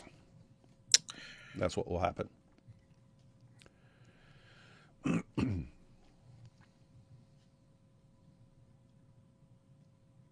right. Let's see. David and AP, don't pick on. Already saw that. Speak for yourself, AP. My crap is like roses. That's not true. AP, situation in Germany with Muslim migrants. What percentage of the population are opposed and what percentage of the population are sympathetic? Can Germany be saved? Why would you think AP knows what percentage of people think what in Germany? Because he lived there when he was a kid. 32% are for and 62% are against. Now you have it. You could have looked up the numbers, but you chose to have AP make them up. Pakistan threatened to aid Iran versus Israel. Thought Pakistan threatened to aid Iran versus Israel. Thoughts? Pakistan doesn't want to get involved in this. Yeah, I don't think they would want to get involved because they would be in big trouble if they did. And also, they have goats to molest, so I don't think they would be much of a use. Ibn Masud reported Zut on Momo and Kir did nothing. That is true. Ibn Masud's like, let me tell you what they did to Muhammad. And Kir's like, well, let's just sweep this under the rug, isn't it? Tell me, Robinson. Was that a pre-existing song that they applied Tommy to, or did they make up Tommy's own song? Anyone know? Like, is that some song? Because it was like the Allah, Allah, who the F is Allah, was actually a song about Alice that they adapted. So I don't know if, hey, Tommy, I don't know if that's already a song that they're replacing the word with Tommy. Let's see. The UK politicians and media is making it into a race thing in order to avoid the Islam route. Race tagging the victims and perpetrators. Yep. Mm-hmm. Charlie Peters, here we go. Charlie Peters, who did a lot to expose this story, also has criticism on Tommy's conduct in that trial. Brits are weird and draconian about this stuff. It is. And when it was happening, I pointed out how insane that sounds to Americans, that you wouldn't be allowed to report on a trial. And the justification, the rationale is, but you could somehow influence the jury or something like that. Like, suppose you... Again, Tommy wasn't doing any of this, but suppose Tommy went in there, heard the testimony, then went out and reported on it and exposed how a person's testimony was false and the person was lying. And so that could influence a jury if the jury's out there looking at stuff. In America, if you're worried about the jury being influenced, you keep the jury isolated from hearing this stuff. In other words, you don't stop reporters, you stop the jury from hearing reporters. But under no circumstances, it would be very, very rare to hear that you need to silence reporters, especially on something like this. And that's why it doesn't look like, oh, we're worried about someone possibly derailing this trial. It looks like we don't want people reporting because we don't want people to know about what's going on. And we don't want people getting enraged that this stuff is going on and that we were covering it up. And therefore, we're going to use this as an excuse to keep people quiet and keep people from reporting. It looks like you're just using this to justify silencing everyone and keeping people in the dark about this. And that's just sick, evil stuff. But we'll be hearing from Charlie Peters here in a second because we've got the Great Britain news clip. To be very clear, I think this is BS. What? You think what's BS? The only thing I can think of that you would say is BS and not be insane would be the inquiry. If you think it's all a show, I think it's a show. Yes. I think they're doing the bare minimum to pretend they're doing something. So if you meant that, then I would agree. I appreciate you two brothers. I'm glad someone does. No wonder UK sounds like a crap hole empire of lies. That is a good description of the UK, yes. Keir Starmer's evil. I agree. UK deep state evil. Can't believe what's happened to our nation. So sad. You guys do have a knack for getting some super crap leaders. Hi, AP and D-Wood. Don't worry, guys. They're from the government, and they're here to help you. Yeah, I hope you can hear my eyes rolling. Ha ha, have a blessed night. Yeah, the government's here to help. You should challenge Allah to Mubahala. Allah wouldn't dare face me in a Mubahala because he'd lose. Keir Starmer is only in it for things of this world, and I just pray that God has mercy on him because he doesn't deserve it in this world. That's true. Salutations, my brothers. Happy Father's Day. Yes, happy Father's Day to all the dads out there. And on behalf of all of you, I would like to wish a happy Father's Day to myself and to AP because we have sired multiple boys. And I had a great deal of steak today. National Enquiry. So I'm seeing the footage right now of somebody recording it directly from Tel Aviv in a civilian neighborhood, very close to impact. It's a very, very fast missile. Looks like, I don't know, it's said to be a hypersonic missile. We saw their launch. So I think half an hour ago or more, there was a video of a recorded of the missiles all together taking off in Iran, and it looked pretty scary. Now there is impact. Israel so far reported 4 impacts across Israel, which is honestly weak because they sent over dozens of them. But there is now one video which is somebody recording the sky, and missile lands not very far from them. Very loud, pretty scary, in civilian Tel Aviv neighborhood. I would be guessing that Tel Aviv is on really, really, really high alert. Yeah. Like, I would guess that everyone is ready to bolt to shelters on the drop of a dime because they know But make no mistake, this is directly. So they're trying to shower missiles. This is not. Hang on. AP, is this what? This a civilian area? Yes, that's what I'm trying to get at. So hang on. Wait. So this is not a military base?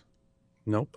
Hang on. So they're not taking out like military commanders and stuff here, or they're not. It's not military targets at all. This is exactly what is going on. This is the great hypocrisy here. Oh, hang on. I'm just saying. So we know what's coming. We know there are going to be huge protests on college campuses around the world, protesting Iran for targeting civilians. They know what they're shooting at, and they're saying, let's kill all these civilians, just to be clear. So that's it. So we know that all these protests are about to happen, right? Yeah, totally. So it's a missile. It's not debris. It's not interception.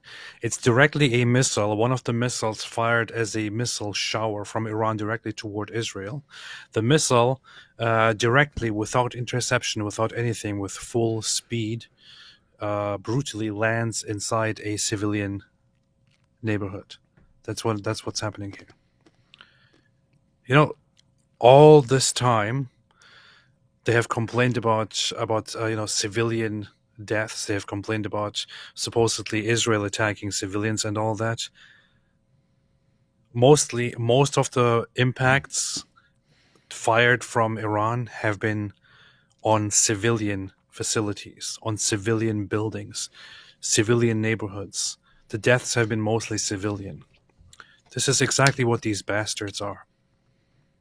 They accuse Israel, but what they do is they directly target civilians, and they even brag about it. Go online, the very same people that cried forever about civilian casualties, they directly brag about setting Tel Aviv on fire, killing as many Israelis as possible, and so on. Which is why, I mean, seriously, don't care, don't give a damn about what people complain about when Israel acts. And here's what's crazy, right? It's Israel does a really, really good job of protecting its people, right? That's why you have all of these shelters everywhere, bomb shelters, safe rooms, and so on, in various apartments and houses and so on. There's always a place to run quickly when the alarm goes off. So they do a good job of minimizing civilian casualties. And that somehow makes them bad because other groups like Hamas and so on deliberately maximize civilian casualties and then say, look at all the civilians who are dying here. Israel spends their money protecting their people and making sure their people are safe. And that makes them worse. That makes them worse than the guys who are deliberately maximizing their own civilian casualties. No, civilians, you don't come down in these shelters. That's for us soldiers. You stay up there and get bombed in retaliation for the rocket that we just fired. Sick, evil stuff. Well, I would continue about the grooming gangs, but AP's obviously listening to the latest news. Decided to Completely change the subject. Give us the latest, AP. I think he's... Nothing, just still following direct updates from people here. Oh, yeah? Yeah. Yeah, you can give us you can just give Most periodic people updates. Most people in Israel are in shelters, or in the shelters of their apartment buildings, or in the shelters of their own apartments. Israel is on high alert. Tel Aviv is on high alert. So most people are told to stay inside, to stay close to home. If they need to go outside for anything, they receive immediate alerts of missiles coming in, and so on. So most of the people are in shelters. But right now, we just got one big impact, very loud, reported, I think, so far 10 injured. So it was very loud. It was in the middle of civilian things, but I don't think that the casualties are that big at the moment. We'll see. I don't think the casualties are. I mean, there will be casualties. There'll be and injuries and so on. But again, Israel does a really, really good job of protecting their people. I mean, can you imagine that? I mean, like you can have rockets raining down on a city, and the casualties will be actually very few, just because the safety of their people is the highest priority. Interesting. Yeah. Imagine other groups like Hamas making the safety of civilians the top priority. National inquiry into how to bury the rape gang cover-up and throw our opponents under the bus. A cover-up for a cover-up. Yep, I hope it is not that, but I suspect it will be something like that. About to watch this video, but here we go. Here we go. D. Wood, in the Christian way, do you love Mike Winger? Yes, I've said repeatedly that I love Mike Winger because we are required to love our enemies. Understood, but trying to figure out if I should keep contacting you about it and what the changes were you had referenced earlier. Would appreciate the strategic insight in talks with Reform. Yeah, interesting. I'll respond to your email. I'll check it out. Mike Winger, the type of dude to rub his tummy and say, I could eat a horse when he's hungry. That does sound like Mike Winger. And Mike Winger, let's see. Nope. My favorite piece of propaganda from Pallywood was the one of the woman holding a fake skeleton. They've had some doozies. They've had some really, really great ones. All right, let's go ahead and let's check out this Charlie. I already figured out his name. Charlie. No. I said we'd look at the Guardian article. I don't know if we'll read the whole thing, but I really want to see. Oh, what was the vote? Okay, so 79% of people said that predict that the Guardian will say Asian when they're talking about the ethnicity of the grooming gangs. Because let's face it, I think it's a very low probability they're just going to say Muslims, right? You don't want to do that. But let's see what they got. So let me pull up this article. Here we go. Keir Starmer bows to pressure to launch new grooming gangs investigation. New probe and statutory public inquiry will be a means to get truth and justice. Home Secretary says, there you have it. The British government, the Labour Party, they're all about truth and justice. All right, now we're going to find out. What would be crazy is if they didn't, identify the grooming gangs at all. Maybe that's going to be unacceptable at this point. Prime Minister Keir Starmer, blah, blah, blah. Keir Starmer has launched a sweeping national operation to investigate grooming gangs and a statutory inquiry into institutional failure, marking a significant reversal after months of pressure on Labour to act. Months of pressure. Thank you, Elon. Tommy before you, but lots of credit to Elon for this pressure. The National Crime Agency, the UK's top investigative body, has been tasked with leading a coordinated national push to reopen historic group-based child sexual abuse cases and identify offenders who slipped through the cracks of previous police efforts. So they want to find more victims, and identify more groomers and rapists. The new operation will also aim to put vile criminals behind bars and bring justice to victims whose cases were not previously progressed through the justice system, according to officials. More than 800 such cases have already been reopened. Whoa. You guys see that? More than 800 such cases have already been reopened since January. This means that cases they didn't pursue from back in the day, and they're like, we need to reopen these cases. Why? Because there was a lot of pressure on them. People were condemning them. It's pretty like horrifying that you have to basically force police to investigate gang rapists because otherwise they will refuse to do it. You have to force and shame them into doing anything about these cases. That's sick stuff. All right. More than 800 such cases have already been reopened since January. Officials say the aim now is to scale that up, combining forces across regional police, specialist exploitation teams, and national units such as Operation Hydrant. Still don't know who the perpetrators are. Let's see. The crackdown will also involve the Child Exploitation Task Force and the Tackling Organized Exploitation Program, working in partnership to strengthen local investigations and improve police handling of abuse cases. So that part is looking towards the future. We need to make sure that police know how to handle things better in the future. That is something that needs to be done. Again, we just don't have a lot of reason to trust the government at this point that they're serious about anything. What they're saying would be a good idea. It's just we don't trust you guys. The move comes alongside the formal launch of a statutory public inquiry with powers to compel witnesses and direct local investigations after a rapid review by Louise Casey concluded a new probe was necessary.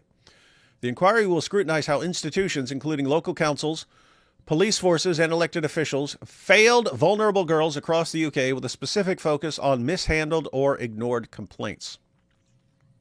It will be able to compel local deep dive investigations into historical cases and demand answers where complaints of wrongdoing or cover-ups have been made under powers granted by the 2005 Inquiries Act. All this is good so far. I still have no clue who the perpetrators of these crimes were. And I don't know if they're Asians or more specifically Pakistanis. Let's see. Yvette Cooper, the Home Secretary, said survivors of the abuse had been ignored for too long and described the new inquiry as a means to get truth and justice. Not enough people listened to them then. That was wrong and unforgivable. True. We're changing that now. I hope you are. The shift follows months of public and political pressure. Labor had previously resisted backing a national inquiry. What? I thought you guys were the champions of the little girls. Arguing that years of investigations and reviews, including the independent inquiry into child sexual abuse led by Professor Alexis J., had already exposed serious failings.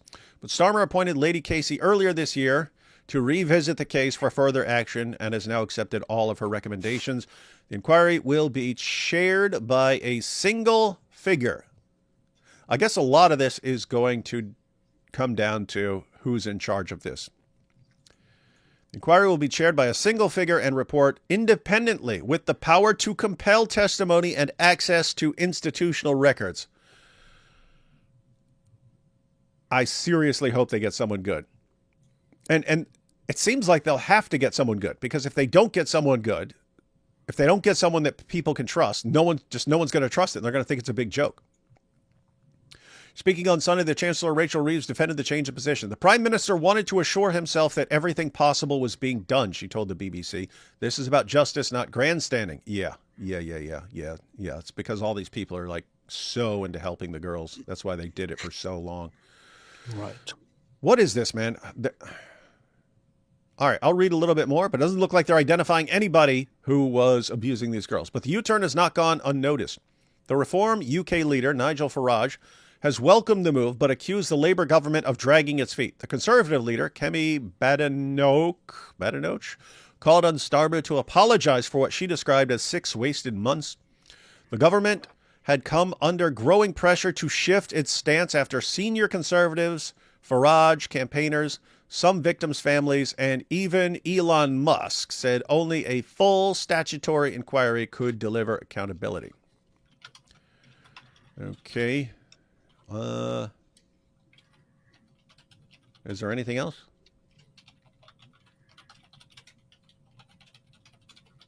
Who did this? Who was grooming these girls?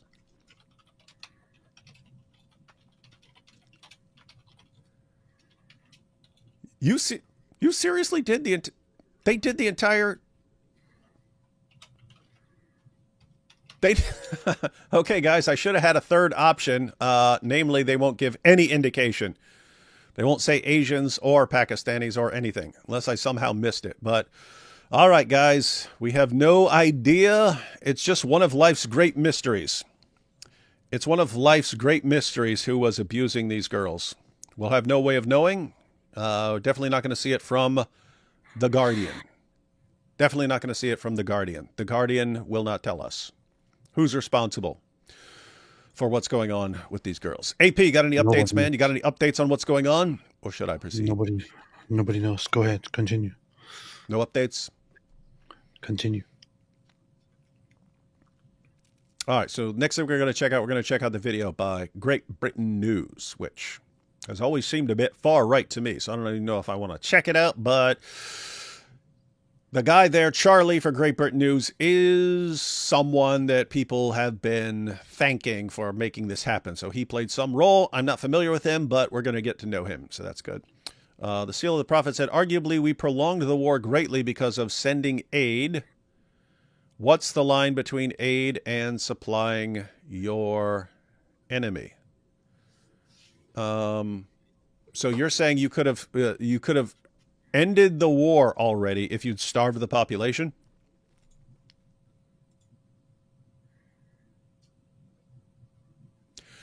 Again, I see the point. I don't think that's even if we said, who cares if you starve the population? We don't care about all those people. We're fine with all those people dying, all the kids and everything. Hey, that's on their parents. If they all die, if all the kids die, that's on them. We starve them all. Do you think that's in Israel's best interest? In other words, do you think shortening the war? Put it this way. You don't even need to talk about starving them. You could have just bombed the entire place down to rubble and killed everybody. Israel has the firepower to completely level the entire place and kill every living person there, and then to go down in the tunnels and make sure you kill it. Would that have been in Israel's best interest? The war would be over. The war would be. Is that the only concern? How long the war is going on? Guys, we're saying, we're looking at the outside. We're seeing what's going on with people condemning you and so on. We're saying, is it a good idea if you just starve the population to death or kill them all? Well, you shorten the war. Okay, is that all you care about? Shortening the war, because you could have ended the war in 2 days with no problem. You could have ended it in 2 days. It could have been over long time ago. Would that have been in your best interest? Again, even if you don't care about how many civilians die and so on, would that have been in your best interest? Why are we having this conversation? I don't think that would be good for you. Knows too much says, kind of limited my ability to reply here. If they surrender and help take down Hamas, instead of shielding and aiding them, they will not starve. What do you mean? If you cut off food, they're going to starve. What do you mean? If you cut off food, if no food goes in, they're going to starve. Hamas is the ones that are not going to starve. What are you even talking about? I guess there's one thing that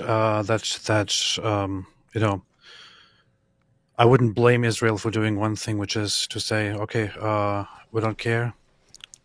From now on, nothing is going in until the population rises up against Hamas. Mm-hmm. Yeah, I don't think it would, because Hamas would just start gunning people down. It's the same thing we were just talking about. A bunch of people, it's hard for a ton of people to rise up at once because it has to start with certain people. And if the people that it starts with all get instantly shot down and killed, yeah, I don't know. Bang, bang. The one thing that I think about quite often, even nowadays, is Israel is expected to basically to try and make sure that the entire population of Gaza is safe. But so imagine this: you have a population that elects a terrorist organization, mm-hmm. that keeps a terrorist organization at their head Evil. that lets this terrorist organization run free, that lets this terrorist organization commit all kinds of acts of terrorism, does nothing to oppose this terrorist organization, and then expects Israel to come in and make sure that they are kept safe. I mean, Israel doesn't have the responsibility to keep these people safe if they themselves cannot do anything about it. If they themselves didn't do anything about it. That said, I'm still kind of conflicted on how to directly treat the population. You know? Yeah. Again, it comes down to everything we've already said, that there are people there, even if they're a minority, there are people there who didn't want any part of this. Should you kill all of them too, or starve all of them too, even though they didn't want any of this? Do you do that? In other words, in order to shorten a war and finish it, do you kill even people who would be on your side? Do you do that? So that's one question. Two, again, you have babies and toddlers who have never had any decision in any of this. Do you also go after them or have them starve because of this? And in addition to all that, if you didn't care about any of that, if you don't care how many civilians, kids, whatever die, if you didn't care about any of that, is it in your best interest to starve a population to shorten a war? Or is it better for you to always have the moral high ground, even though people aren't going to acknowledge that you have the moral? Here, let me put it this way. There are people who will never acknowledge that Israel has the moral high ground, but there are tons of people who do. You getting this? So there are the groypers and everything. It doesn't matter what Israel does. Israel will always be regarded as the ones who are in the wrong on all of this. There are people like that. Guess what? Those aren't the only people. There are other people who are looking at this going, my goodness, look at how much better Israel is than these Hamas terrorists and so on. Israel's like raining leaflets down. Does Israel have an obligation to rain leaflets down on an area before attacking it? No, they do it. And that makes it clear that they're better people than the ones that they're fighting against. I don't think you want to lose that because, again, even though there are people who will never be on Israel's side, there are people who are on Israel's side specifically because they're the better people. They're the civilized ones. They're behaving better than these other guys. These guys are going around, they just want to rape and kill everyone and kill babies and so on. Israel does everything they can to make this stuff not happen. And you would lose those people. If you start like starving entire populations, you're going to lose. You would lose everyone except for the people who say, you know what, they're just evil. You need to wipe them all out. Those are the only people you'd still have on your side. But again, I don't think any of that's in the best interest of Israel itself. So I don't know how much clearer I can make my position. So I don't know why you'd keep asking about it. The whole grooming gang story sounds so similar to what's happening in schools in Buffalo after the Unsubscribe podcast exposed a child abuse cover-up. Really? In Buffalo? Mike Winger is far right. That was gold. That's true. Far right extremist. Are stereotypes actually racist, or are they just pattern recognition? Apparently, I'm really good at pattern recognition. You little racist. No, you can recognize patterns and so on. Here's the thing, though. It's difficult to ascribe the pattern to the race and not just to like a culture. Like, let me put it this way. On Twitter, sometimes I'll see like people saying, "Look," and it'll be like some black people fighting in like a Walmart and stuff, and they'll say, "Look, this is what black people do," and I'm thinking it kind of looks exactly like what white people do back home in hillbilly West Virginia, where I'm from. It kind of looks exactly so. In other words, I think some of these issues can be like more cultural and so on. So anyway, how dare you, sirs? The correct name is not Pakistani grooming gangs. The proper name is Al-Zut Muhammad lover gangs. Yeah, I wish it'd be nice if these guys just did this stuff to themselves and not to 12-year-old girls. The UK that's, if Muhammad were around, he would say, guys, don't do it to the little girls, just do it to me. And he'd take one for the children. The UK is in disbelief. Cops pulling up to cars with a 12-year-old and 40-year-old performing an act, and the cop drives off. It's all beyond horrific. Yeah, tons of stories like that. We've heard lots of them are becoming familiar with the police show up and there's 6 guys with a girl and they'll arrest the girl because she's drunk when they're the ones who got her drunk. It's like, and they're in there, raping her and so on. Anyway, sick stuff, sick, evil stuff. Guess what? There are reports on that somewhere. Stuff gets buried, but there's information exposing who was involved in that situation. In other words, if a police officer arrested that girl for being drunk in that house with 5 or 6 Pakistani dudes, there's a record of that police officer who should not be a police officer. Momo ridden by Zut. This is my jihad. What's yours? I might need to steal that. Getting banged by Al Zut, that's my jihad. It is a struggle, left him in pain. I want Muhammad hijab update. I have no stamina for the internet and rely you both there, lol. Hope you both are well and staying safe.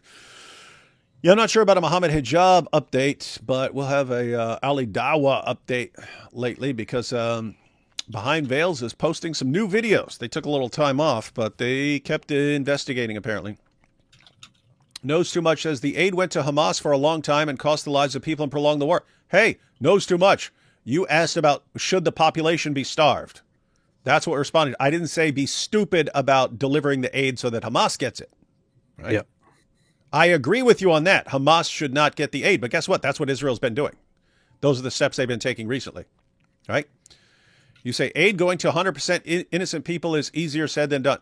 That's true. In fact, you can't do it because even if you're giving aid to a random citizen who's standing in line waiting for food, that person may be pure evil and wants you dead. All that is true. But guess what? Some of the people standing in line for aid are going to be... Dude, I don't know what you're arguing with us with. Dude, just say it. Exterminate the entire population. Is that what you want to say? I disagree. What else do you want me to say? I disagree. Starving the entire population to death. I disagree.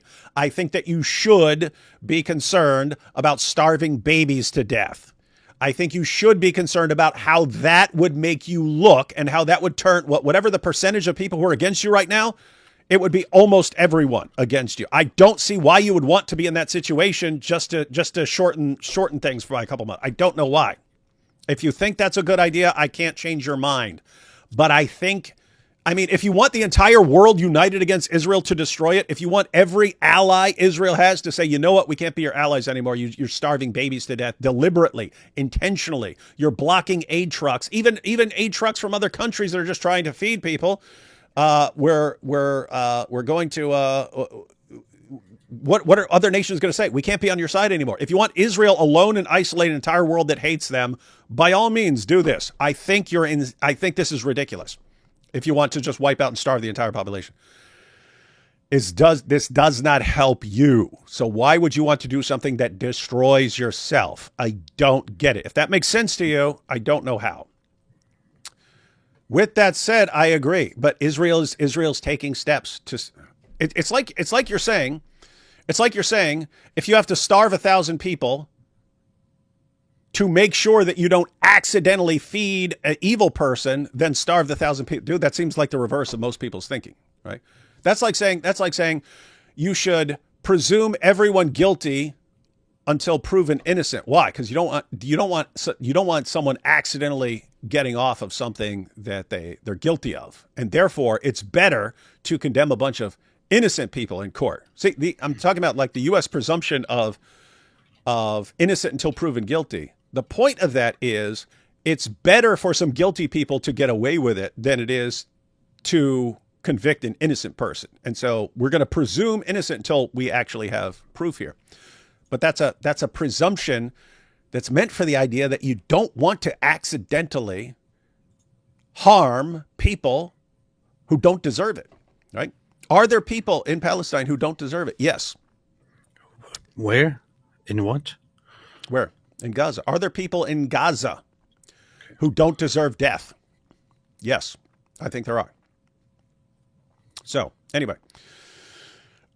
I don't see much point in arguing anymore. Knows too much. I see the point. I see the point. I can actually see the wisdom in saying, you know what, we don't need to carry this on. Let's just level the entire place and exterminate the entire. I can see, hey, let's just skip to the end and get it over with, like pulling off a Band-Aid. I don't think that's one. I don't think it's the right thing to do. And two, I think that would be disastrous for you. I think that would be disastrous for Israel, like as in really, really bad, as an entire world turning their backs on you and wanting you destroyed. So here's the funny thing. According to Israeli reports, including Israel Radar and other, even Haaretz and other sources, when the whole thing started, when the whole war, when Israel first started this operation currently on Iran, it says the death toll in Israel remains well below estimates. The worst case scenario is forecasting 800 to 4,000 Israeli fatalities in the conflict. So here's the thing. Just to switch it back again to the strikes that are happening right now between Israel and Iran. Apparently, the Israeli army and government were estimating that with the current operation that they are starting to strike down the Iranian military and nuclear facilities, the reactions, the retaliations from Iran could result in worst case 800 to 4,000 Israeli fatalities. But they concluded that it has to be done anyway because the future would be worse. And this is a preemptive strike. So Israel is currently expecting fatalities on their own side, but apparently, according to reports, the fatalities are actually much lower than Israel actually expected or assessed. So Iran is not doing a terribly good job. Now let's check out this. Deborah says, I cannot agree with David on this. So Deborah, would you agree that let's suppose 60% of Gaza wants Israel wiped off the map, and keep in mind the numbers are worse than this because even the people who don't support Hamas are pretty commonly anti-Israel. But so Hamas, let's say the entire population of Gaza doesn't think Israel should exist. Would it be a good idea for Israel to just like nuke the entire place?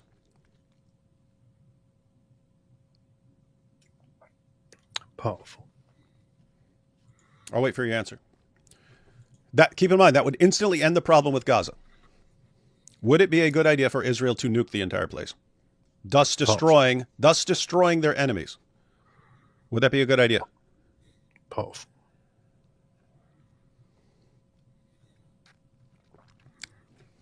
Powerful. What? I'm waiting for Deborah. Powerful. Would it be a good idea? It's a simple question, yes or no. Would it be a good idea for Israel to just nuke them? Or if you want to say, no, you should never nuke, you shouldn't use nukes because it wouldn't be a good idea to let people know you have nukes or this might cause problems. Let's suppose you just regular bombs. Bomb the entire population down to nothing. Men, women, children, everyone, babies, everyone. Beef. I'm interested, like, because if you're saying like it's okay to starve the entire population, I would rather die by being bombed than being starved to death, right? So if you're going to skip to the end, I think it would be better to bomb a population than to starve a population to death. So what do you think? If you can't agree with me, I mean, I'm sitting here thinking, okay, what's in the best interest of Israel? Is it a good idea? If you know that there are people who are innocent, guess what there are? Again, there are babies. There are babies there. There are little kids who've never made one decision, who have no idea what to think about Israel and so on. Do you say, in order to get rid of your enemies, you exterminate the entire population? So, to put it differently, if you think that a population is bad for you, is it a good idea to, well, let's say round them up in camps. Let's say round them up in camps and starve them to death. Put them in, gas them, put them into ovens. Would that be a good idea? They're bad, right? I'm not seeing an answer. You said Nazi. You said Nazi. I'm not seeing an answer. Guys, I'm wondering where you draw the line. So I'm wondering where you draw the line. And I've even explained it in different ways. Again, even if you didn't care about killing babies or something like this, just for like what's going on in the world, would you want to be the group that like starved an entire population to death or exterminated an entire population or something like that? Does anyone see the answer? I'm not seeing. I think it's good to have the moral high ground for people who pay attention to who has the moral high ground. For people who are looking at this going, we got two sides here. I see one is obviously pure evil, and I see the other side doing everything they can to avoid being evil. Everything they can. I think you lose that if you just say, you know what, starve them all to death. I don't care. I'm still looking. Oh, Deborah said, how many times do I have to respond? Well, I didn't see her respond. Where is it? How many times does she have to respond, man? I don't see her response. What's wrong with you? Do you see her response? No. She's saying, how many times do I have to respond? I see 0 responses.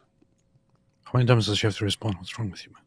Okay. The previous one I see is Haaretz is hardly worth reading. It's like Al Jazeera just in Hebrew. That's true.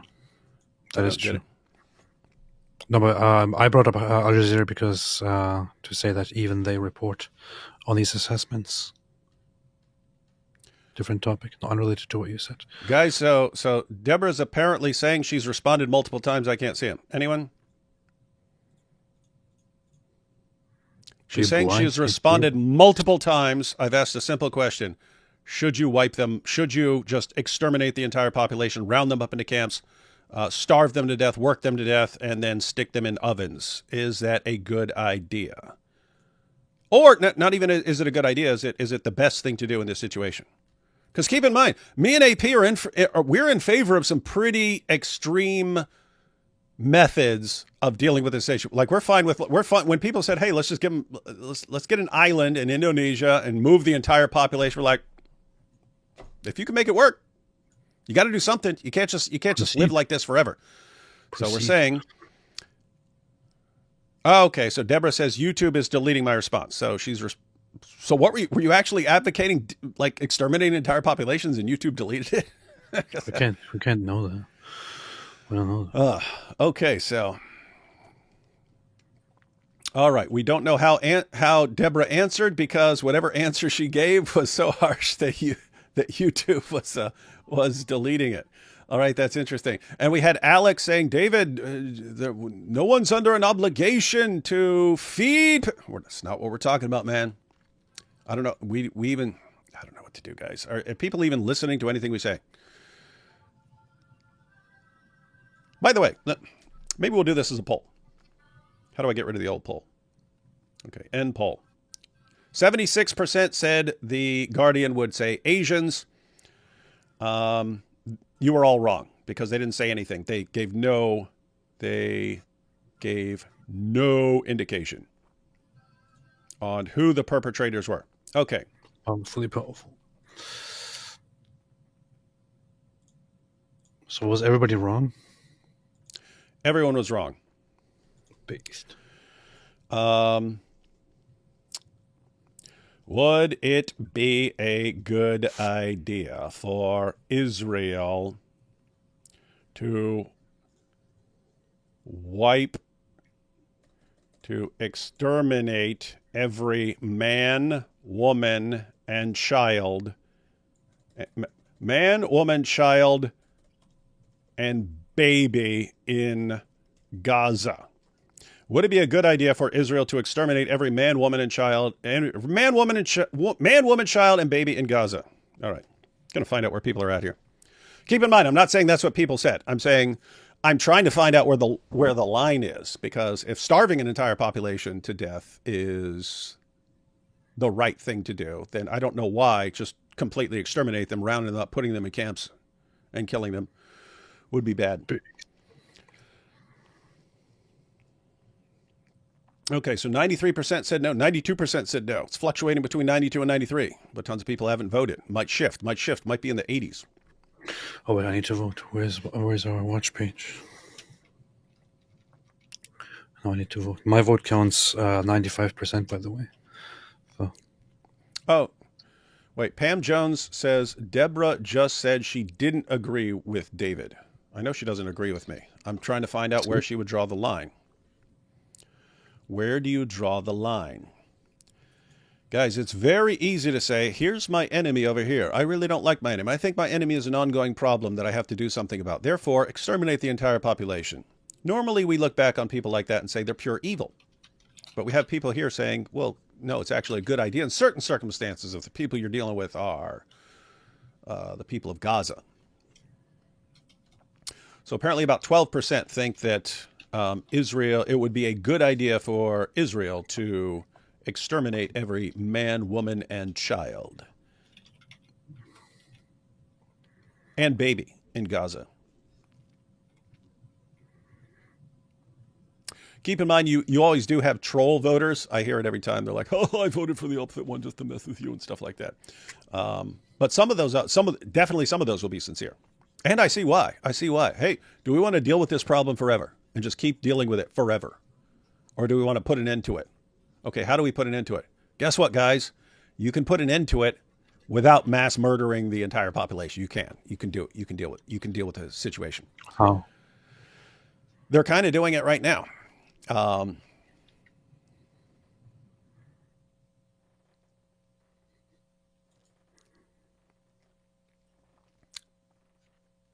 In other words, the one thing you wanted to do, you didn't want Hamas getting the aid. So what do? You make it so that the aid is delivered in a certain way where Hamas isn't getting it. So that was always recognized as a problem. You send your big truckload of aid to Gaza, who takes it? Hamas does. And then what does Hamas do with it? They sell it, so they get richer. And they use that to fund terrorism and so on. Okay, that's a really, really bad idea. What do? Well, you take control of an area and have people show up to get their food. And that way, Hamas doesn't get it. So you take steps like that. Anyway, so now we're at 13%. 13% say it would be a good idea for Israel to exterminate every man, woman, and child, and every man, woman, child, and baby in Gaza. Hang on. People are bringing up Rebecca. They're saying even smart guys like AP and D Wood don't get it. Don't get what? What don't we get? What did Rebecca say? Who said that? Rebecca. It says something that we don't get. We're not getting something. Hurry up, man. What did Rebecca say? I don't know why we're talking about this, honestly. What? Yeah, we came here to talk about grooming gangs, but people want to argue that Israel should starve the population until they hand the hostages over and so on, which I understand that reasoning, right? And at the beginning, I might have said, at the beginning of the war, I might have said, you're not getting any. Wait a minute. We're just talking about this because Knows Too Much brought up the whole question of food and Gazans. It's all his fault. Knows Too Much brought up this whole discussion. It's all his fault. This is why we're talking about this. Yeah, I know. But there are a bunch of people who agreed with him and then complained that we're saying, hey, even if you have a minority who don't agree with what the leaders are doing, and if you have people who had nothing to do with it, like babies, then you should not exterminate them. Well, I don't really care. I mean, nobody's being exterminated. Nobody's being starved. Whether we they're saying that is the correct approach. That is the correct approach. I agree with what Israel is doing so far. I agree with what they're doing as well. I agree with what they're being careful, but they're getting their job done. They're getting their job done, and they're being careful. And I can say for people who are outside Israel who see, again, you have this part of the world. It doesn't matter what Israel does. They're going to hate you no matter what you do. You could be the greatest people on the planet all day, every day, and do nothing but good. They will hate you anyway, right? Then you have people who are looking at this, and I remember this. I remember the ads in New York. It was saying, "Hey, in any battle between the civilized and the savage, support the civilized." I remember that. There was Pamela Geller was posting those kinds of things and so on. You have the clear moral high ground for people who are thinking realistically about things. There are people who are looking at this going, Israel's doing everything it can to minimize civilian casualties. The other side's doing everything they can to maximize civilian casualties. That side is clearly evil. This side is clearly good. And so who am I going to support? I'm going to support the good guys. I'm saying you lose that with the world if you say, you know what? Wipe out the entire population. you've lost the moral high. It wouldn't be a situation. It wouldn't be, oh, but look at what these evil people did. Look at what this terrorist organization did. It wouldn't be that. It would be, you're not just taking out the terrorists. You're taking out all the babies and so on. And so if you're going to say, well, that's it's worth it. Again, we're on the outside. We interact with the people who are condemning Israel every single day. And we see the people who are on the side of Israel because Israel is doing everything it can to minimize civilian casualties and so on. If you suddenly switch that and lose that, you're losing a ton of people. You're losing a ton of people. And if you don't care, well, I mean, guess what? You can do anything you want. If you don't care about people's perspective, you don't care about the people, the people there, you can round up everyone. You can round up the entire population. You have the power. You can round up the entire population, wipe them all out. Is that a good idea? I don't see it. Rebecca think it's a good idea? Currently, the whole situation is a little bit is very emotional. For both Israelis and for the other side, it is extremely highly emotional. The Israelis had the largest, biggest attack ever to happen was carried out on their own soil. Their own population was slaughtered, taken hostage. Part of it is still taken hostage. And in the midst of this, they are actually continuously told by the world to somehow, drop everything they do, drop all their priorities, and think about the well-being of the Gazans. So I can understand if the Israeli at this point thinks, I'm sorry, I don't give a crap about the Gazans. And I can also understand that this pushes people emotionally to such a level where they say, in fact, we should not only not care about what the Gazans experience, we should also make it worse for them until they surrender everything. So there are very, very big emotions at play here. It's the middle of war. So I don't think there's much use to actually discussing what needs to be done or what should be done. I think Israel has a lot of people in charge who know what needs to be done. And so far they have been doing what needs to be done. You may have seen that over the last 1 year or 1.5 years, the daily number of people dying has decreased dramatically in Gaza because Israel made sure to isolate the population and to continue the fighting in such a way. So I would say that Israelis shouldn't concern themselves too much with what happens to the Gazans. They should just concern themselves with supporting what their government is doing right now, and not listen to what the world says, honestly. Yeah, and there could be exceptions as far as specific things. I think Israel has been doing things as right as they can. Again, you can't hold people to an impossible standard where everything is always going to turn out perfectly and so on. But in terms of going after the terrorists and crippling the terrorists and minimizing support for the terrorists and ultimately working towards a future where something serious is done that ends this in the future and so on, without crossing lines that can't be uncrossed and completely destroying your ability to have the moral high ground and so on. I think they're right on the money. And with that said, extremely difficult situations to deal with. Like it sounds kind of insane. Hey, we're going to keep letting trucks of aid go to people who want us wiped out. That sounds insane. You're right. That's not normal. It's not a normal situation. You've got a group that is doing everything they can to get their own population wiped out just to make you look bad. Guess what? If the goal of your enemy is to make you look bad in the global population, probably want to make sure you don't look bad. Yeah. Unless you absolutely have to, but that's kind of what they want, right? Anyway, is Hamas all butthurt when you would drop a bomb and it kills some babies? No, they were trying to get you to do that. They're trying to get you to do that. So what Israelis should not care about public perception at this point. What's that? Israel should not really care much about public perception at this point, I would say, because you see what the public perception is. You see how Israel is being depicted right now as the aggressor in the whole No, Iran no, no, thing. no, Right? no, no, no, no, no. You didn't hear what I said earlier. I said there is a portion that they don't care. They're always going to be against you. There are a lot of people who are on the side of Israel specifically because they look at Israel as the good guys. And so for those, I'm saying those people, those people are actually looking at this situation realistically and saying, these guys want to completely wipe out the entire population. The Israeli side doesn't want to wipe out that entire population. Those are the good guys. Okay, there are people who are thinking about this clearly, and they're right. Do you want to be the side that wipes out the other population, right? Because then you're no longer the good guys in people's minds. So anyway, and there would be people who said, nope, it's messed up, but it's entirely justified because that side wants you exterminated. Sometimes you just gotta wipe out an entire population or something like that. That would be I think that would be a minority of the world population.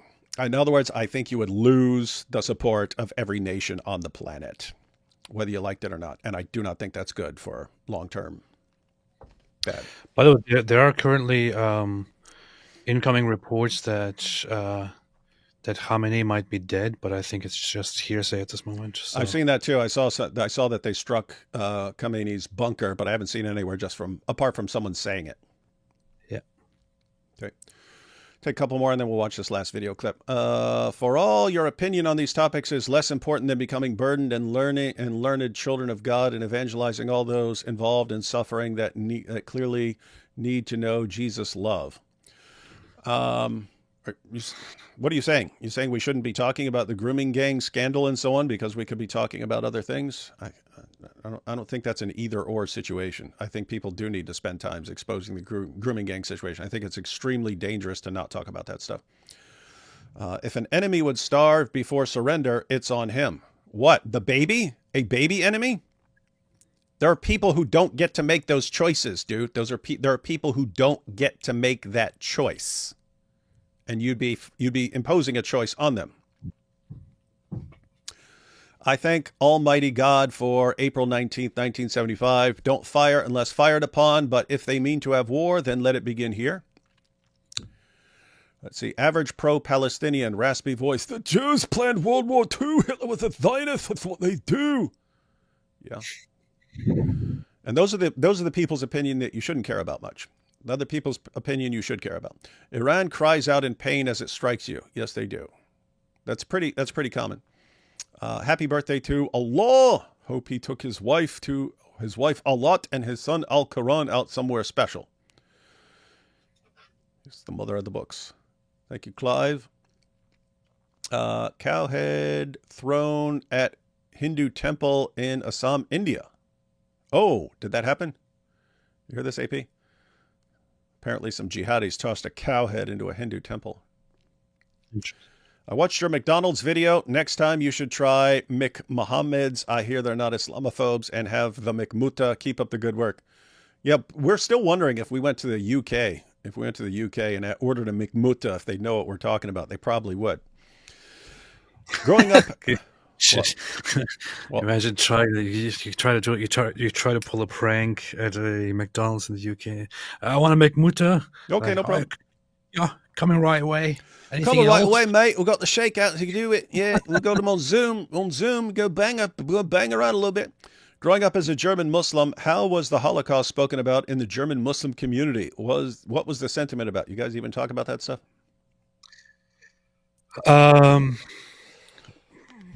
Honestly, I would be. There was very little talk about it. Generally among Muslims, generally, it was very mixed. So there is this one aspect which is that is a bad thing, but the other aspect is also among Muslims that there is a lot of they probably deserved it. They probably got what they asked for. They probably get it and all that. So there's a lot of praise, but also a lot of learned. So people are taught that it is evil, that it is bad, but there's also a lot of justification for it that comes from the Islamic culture. So it is mixed. Well, hello. Since they woke us up, good to see you both. Oh yeah. Stay rockets. safe. Knows too much. To be clear, children are always innocent, but if their Palestinian parents refuse to surrender and cause them to die, their death is on them.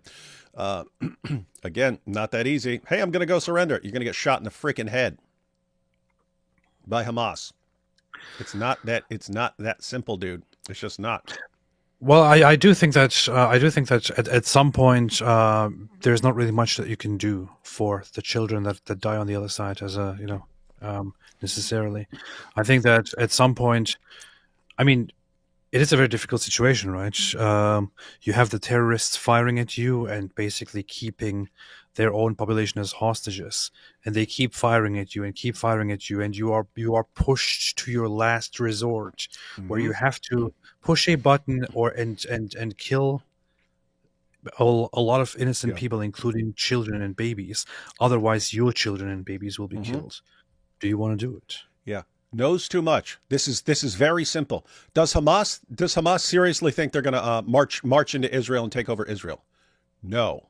So they're playing a longer game where their goal is to marginalize Israel and get the world to turn against Israel. How are they doing that? By launching attack after attack and getting the retaliation, then going, look what they're doing to us. Right? That's their method. That is their overarching method. What is their main goal? Make Israel look bad. That's their main goal. The main fundamental goal, make Israel look like the bad guys here. That's it. That's their number one goal. And they would sacrifice their entire population in order to achieve that goal of making you look bad. What are you here saying? You're here saying, give Hamas exactly what they want and help them achieve their number one overarching goal. That's what you're saying. That's the big takeaway here. Hamas wants to do anything in its power, up to and including sacrificing the entire population just to make Israel look like the bad guys, by making them look like the ones that, like, they killed us all. And what are you saying? Kill them all. So you're saying do what Hamas wants, right? That's what. Matter of fact, every comment I read from you now, I'm just going to say, okay, knows too much says do what Hamas wants. You and Hamas are in agreement on what you want Israel to do. You and Hamas are in total agreement on what you want Israel to do. And you want the same global reaction that Hamas wants. That's all I'm hearing from you right now. You want the same thing. You want it for different reasons. They want it because they think this would be the ultimate way to bring you down over time, eventually. And you want it just, hey, well, these guys are evil and we need to do something about it quick and not take all this time. Okay, I can't stop you for wanting the exact same thing Hamas wants. Four completely different reasons, but same thing. They want you to kill they would love it if you killed the entire population. You're saying, why not do it? All right. Merchant says, as I am preparing for the MRCOG exam, came to know that in NHS, age of consent is 16 years. But for those between 13, 14, 15, sex can be consensual. Only for girls below 12, it will be a rape crime. Groomers are taking or took advantage of this. Well, there were girls at lower ages and so on. But yeah, they tend to target 12 and 13. So I don't know if that was deliberate or if that's just what they're kind of attracted to most. They always playing the victim card, especially for the world to see. I don't even know who you're talking about. Because everyone's playing the victim card. Hamas plays the victim card. Iran's playing the victim card. The groomers are playing the victim card. That's just become the main method. Do something horrible, and then when people respond to you, they're attacking you and you're the victim. Cheryl says, there are still hostages, hopefully still alive, not to mention all the other good reasons you guys have mentioned. Yeah. No, I mean, keep in mind, I do understand look, until you guys hand over the hostages, we will make your lives absolutely miserable day in, day out, and we will do anything it takes to, I get that. I get that. That's the thing. You can have 10 different positions and say, here's a benefit to this position. Here's a benefit to that position. All those positions have downsides as well. And there's definitely a downside to taking massively extreme measures. Muhammad versus 100 al-Zut. Yeah, that should be in Jubilee. Muhammad surrounded. That's the thing. I can't imagine a Muslim going to Jubilee just because there are going to be too many al-Zut jokes. Aid for the Gazans is good PR. I'm not fond of the Gazans, but I can understand Israel's efforts from a practical perspective. And again, that could be two things. That could be one, hey, I sincerely want to help I sincerely want to help the people there because you have people who didn't want anything to do with this. And I want to help any kids or babies who had nothing to do with this. I want any people who are actually against Hamas. I want to make sure I don't want to starve them, but also any people who are on the side of Hamas, but we want to at least give them a chance to change their minds over time. I'm not sure if you're aware. So there's that, but then there's also the global perspective thing. What's up? I'm not sure if you're aware, but the whole one Muhammad versus 100 al-Zuts is also a reference to this recent thought experiment that became popular, which is with the gorilla thing. 100 men versus one gorilla. Yeah, I think it was a reference to that. And didn't we discuss at some point? We said it had to be kind of like one at a time because it was 100 guys. I think 100 guys could beat a gorilla. Yeah. We talked about that. That's true. Yeah. Let's see. Savako. Let's see. Either you two have an ultra method to beat lust. Oh yeah, totally. I don't do any sins. I don't do any bad things. I don't have any passions at all. I've defeated all of them like 100%. Trust. Hey, your mic's sounding weird, man. Sounding splotchy. What's up with that? What? Really? Yeah. How about now? No, now it's better. What'd you do? That's weird. I was playing some audio in the background. Oh. Well. Ultra method of beating lust. No, get married and have a lot of sex. It's a good idea. That helps. Apart from that, always think. If you're thinking about, I don't know if you're talking about a person or porn or something like that, but always think, hey, these are people who are created in the image of God, and the world and its systems always try to degrade the image of God. So when you see like one of these, if you see people degrading themselves in various ways and so on from being accurate reflections of the image of God, then you should be aware of that. And you don't want to be one who is helping to degrade people who are created in the image of God. Wallahi, that's true. Working moms of UK kids are to be blamed partially. I don't know about that.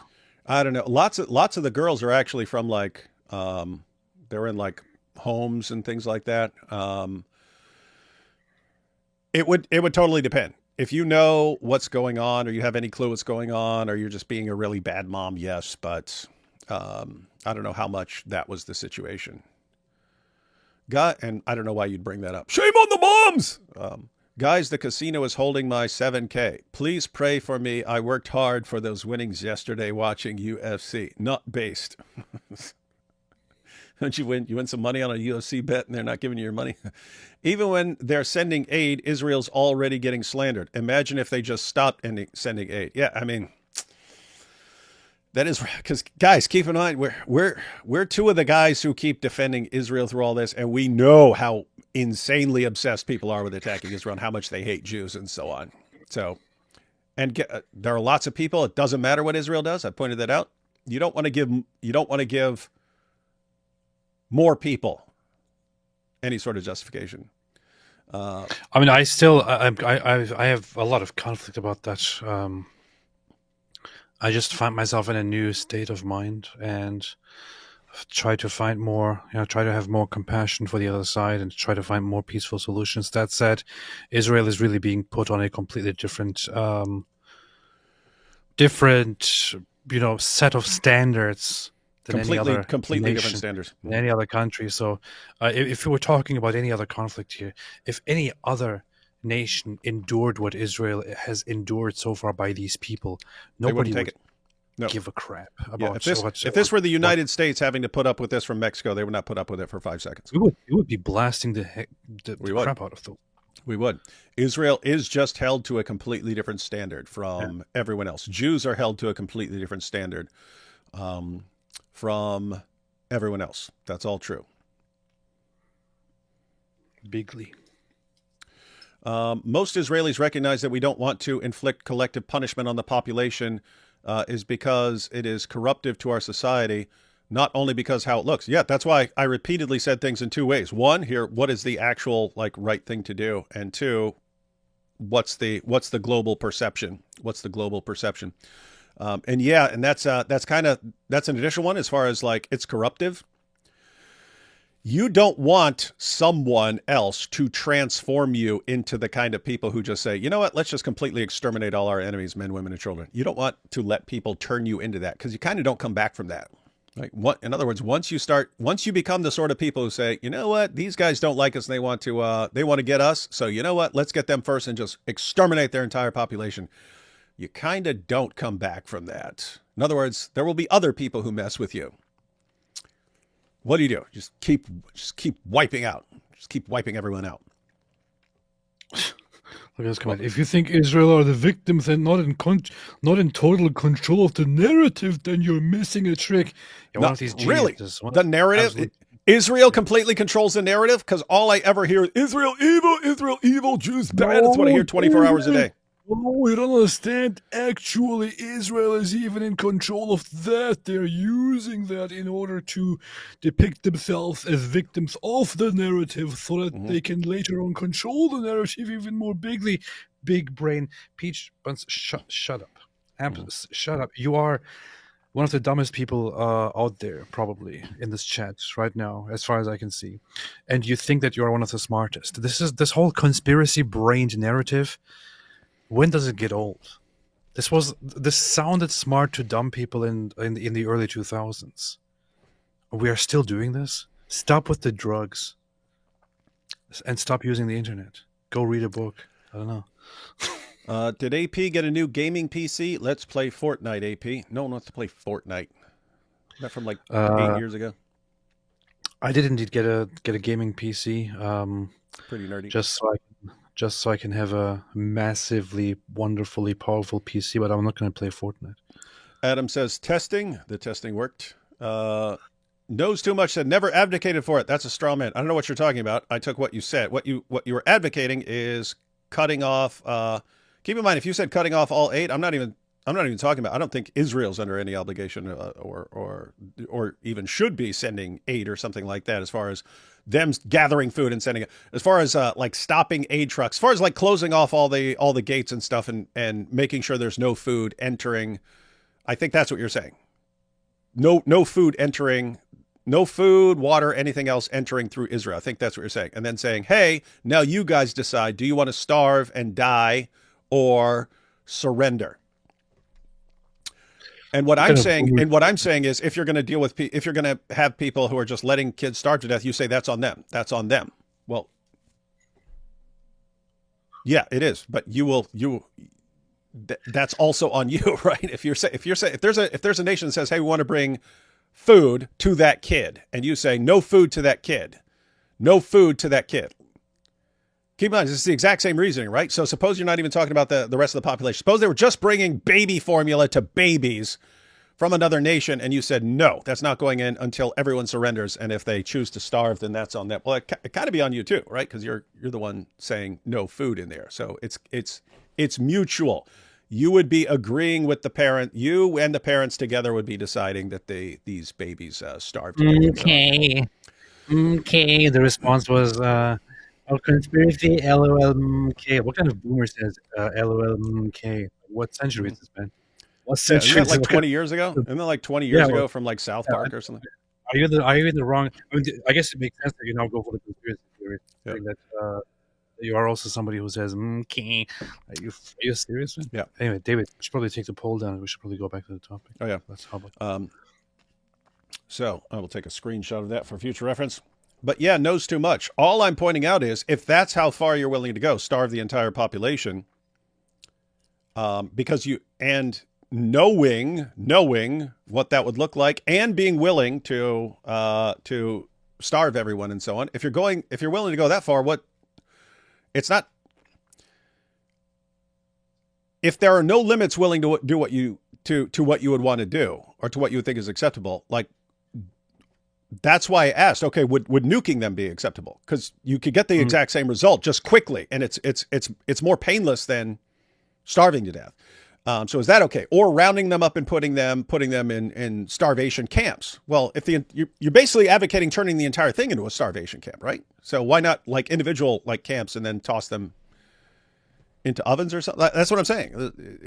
I'm trying to find out where you would draw the line and say why. Right here is where that would be unacceptable. I'm trying to figure out what would be unacceptable because I haven't seen what it would be. Okay, got it? What cares? All right, I'm trying to take super chats, man. You don't blame me, blame him. He keeps saying stuff. Female children are molested very easily in Muslim families because of male children too. Because of honor shame culture, these girls don't get justice. Neither do the boys. Okay. It's extremely common. It's taken as normal in many parts of the Muslim world. And it's not even considered gay or anything like that if you're molesting a boy. Until they have a beard, it's not considered gay. A Palestinian kid scrapes a knee and people scream about Israel being evil. Just imagine the response if Israel did something, that harsh. A female doctor in Pakistan on TV admitted that in 82% of cases where minor girls are molested, the perpetrators are male relatives. Pakistan is like really bad. That's a serious problem. That's a serious problem in Pakistan is it's so common to molest children over there. And what do? What does the British government do? Let's take an entire culture, which is like famously prolific in molesting children. Let's take all these guys, put them in the UK and put them around a bunch of 12-year-old British girls. Okay. What could possibly go wrong? D. Wood, what if Gaza was filled with Mike Winger? Well, that would be a different situation. Fair enough. If D. Wood hates the Winger, why does he follow him? It's pretty straightforward. I repeatedly said, I'm commanded to love my enemy, and therefore I love Mike Winger. I follow him because you have to know your enemy. So he can be my enemy, and I can follow him and can love my enemy. Relevant. Operations Deny Flight and Deliberate Force were good. If there's hell, Milosevic is in it. Rest in peace, Masha Amini. And hey, this is from stuff back in the day, man. That's from Milosevic. We will have this problem forever, and unfortunately, because we are pro-life and they are pro-death. True.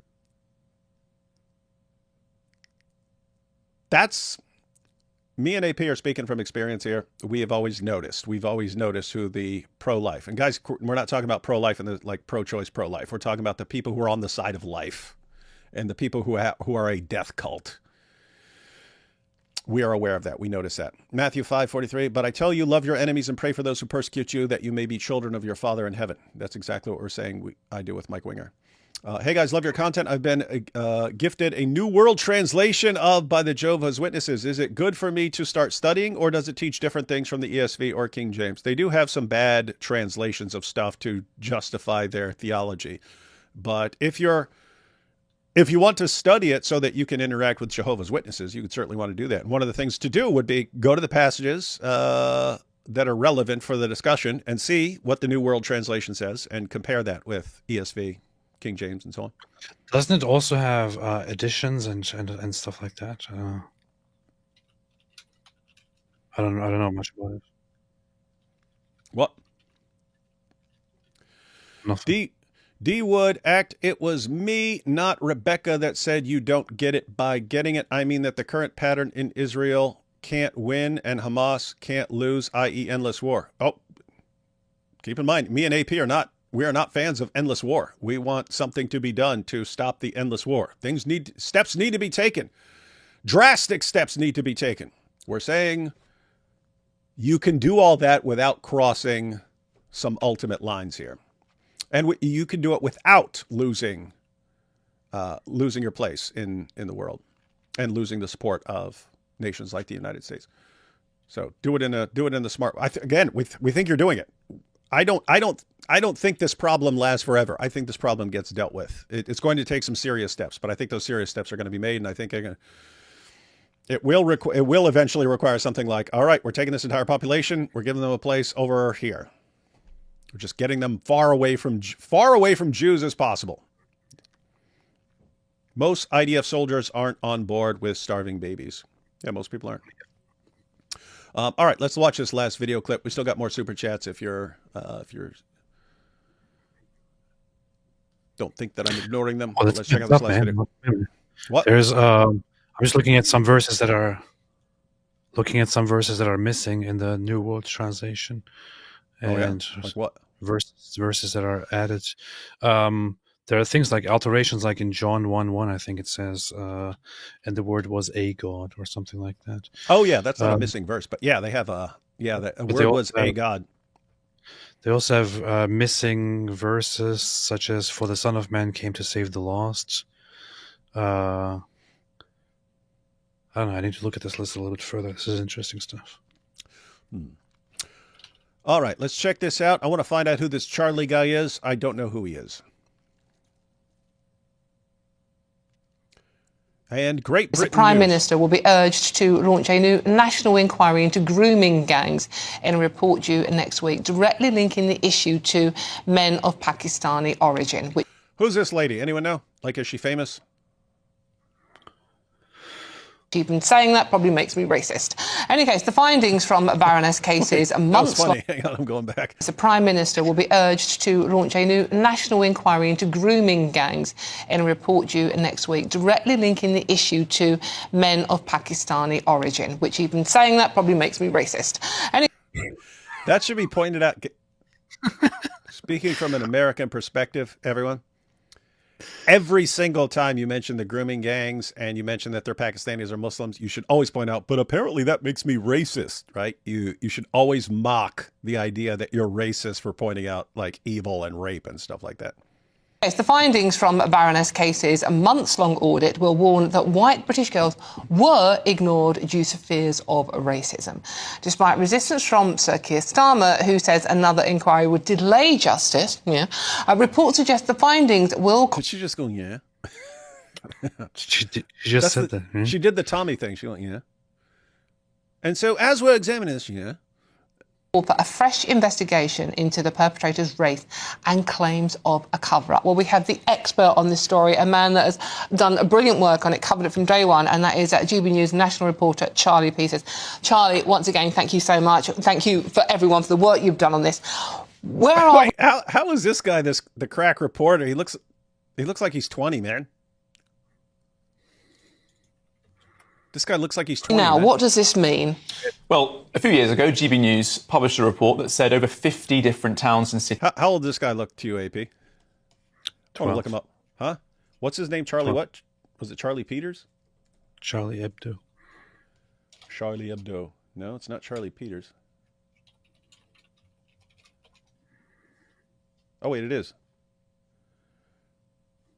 GB News. Come on, tell me how old you are, man. Looks like he's 12. I don't know. Hey, this is so funny. I'm looking at the New World Translation on the Jehovah's Witnesses That's what website. You're doing? Yeah. Acts 8:37. When you go to verse Acts 8:37, there are just two hyphens. The verse is not given. And the verse is the one that says, what does it say? If you testify that Jesus is the Son of God, or something like that. It's very funny. Hey, hang on. I wanted to get down to 3 super chats because I want to get to Daniel's. Liberals to me, you're an ex-Muslim woman, but you're still Palestinian. Why don't you support your people? Me, the same people who disowned me at 17 for converting to Christianity and want me dead. That is a valid point. Very valid point. IDF veteran here. You unalive the children on purpose is the type of order you're taught never to follow. Good. Don't want to follow that. Hey, look at this one. This is one I wanted to get to. Daniel says, the path of the righteous man is beset on all sides by the iniquities of the selfish and the tyranny of evil men. Ezekiel 25:17. That that was that goes on, but that became the quotation of Jules in Pulp Fiction. Remember that? You ever see Pulp Fiction? Oh, When he was quoting that? oh yes. All right. Thank you guys. Yep. And all right, back to you. See this guy, AP? This guy's everyone's saying this guy is like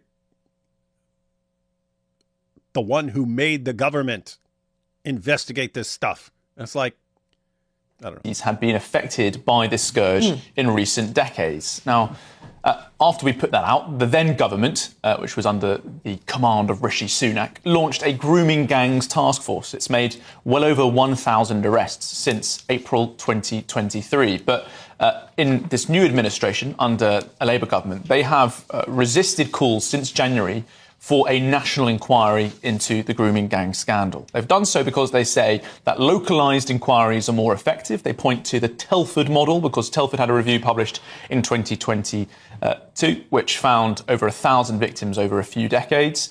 They've also said that we've already had an inquiry, the independent inquiry into child sexual abuse, which was published in 20.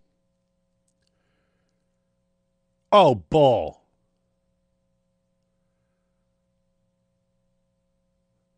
Bull. I asked Grok. I asked Google. Google didn't answer me. I asked Grok. Grok says he's 42 years old. Are you kidding me? AP. This guy look 42 to you? 42 years old. This guy, look at him. 2017. However, what's his name? that review. Charlie Peters. That's ridiculous. There's no way. That's that has to be a mistake. That has to be a mistake. If you had said 30, I would have said no way. Ain't no way. Ain't no way. Did not look sufficiently, some say, into the grooming gang scandal. Looked at just 6 areas, not the vast number it should have, with the 50 areas that we have highlighted, exactly, for example. I should say that was actually published in 22, not 2017, sorry. However, it does look now, based on reports we're seeing in newspapers, that Baroness Casey's report is going to call for a national inquiry into the grooming gang scandal. We don't know what the government reaction to that will be. They could fudge it. They could say, no, we don't need this. We're standing by what we've argued for the last 6 months. We need more localised inquiries, as they've argued for. I can say now that survivors have been contacted by the Safeguarding Minister, Jess Phillips, this morning. Some victims of grooming gangs have got in touch with me today to say that minister from the Home Office has engaged with them to say that they will be announcing new actions next week. Right, okay. So it's the first we're hearing about what's coming up. New actions will be... New actions. That's good to know. Because their old actions sucked, I have to say. Coming next week, guided, I'm told, as Jess Phillips has told one person I'm in correspondence with, by testimony they've given to ministers. I know that many survivors have been meeting with the Home Office team, particularly Jess Phillips, in the last 6 months. Some of those survivors have been actually introduced to the Home Office by GB News. We've facilitated those introductions so that more testimony can be heard by Home Office ministers. But I am hearing now from some of those survivors that Jess Phillips has been in touch to say there will be new actions. We don't know. Okay, so Jess Phillips has been in touch with actual victims of things and so on to inform them about new things that will happen. That is good. Anyway, I'm kind of 50-50 on whether this is all for show or whether they're actually going to do something. I mean, keep in mind, even if it's for show, they will do something. They will do something. But is what they're doing for show? Or is someone serious about getting to the bottom of this and exposing everything that happened and everyone who was involved and stuff like that? I would love to see that. In fact, I'll go and say it. Everyone who's doing this right now, British government, you can actually make me trust you more if you actually do this, do a real serious job of this. I will say, you know what? The British government has sucked for centuries, but they've changed and they're doing something positive. What those new actions will be. What? Very important information. He's not in his 40s. That was good. Thank you. That's a wrong reference. Because he wasn't somebody else's age. Nobody knows how old he is. It's not made public. So until he publicly explains how old he is, we will refer to him as a 12-year-old child. I agree. Watch another minute of this. Is we the don't know important what it thing will here. be. And it will really rely on what Baroness Casey says, because they announced this rapid audit in January, in the middle of that month, after 2 weeks of really relentless pressure with Conservatives, the Reform Party, Elon Musk, many other influential public figures also calling for a national inquiry into this grooming gang scandal. Because we've had so many public inquiries over the last decade or so. Infected blood. Yep. There's been an inquiry launched into Lucy Letby. We're going to have an inquiry into the Nottingham tragedy from a few years ago. But this issue, for one reason or another...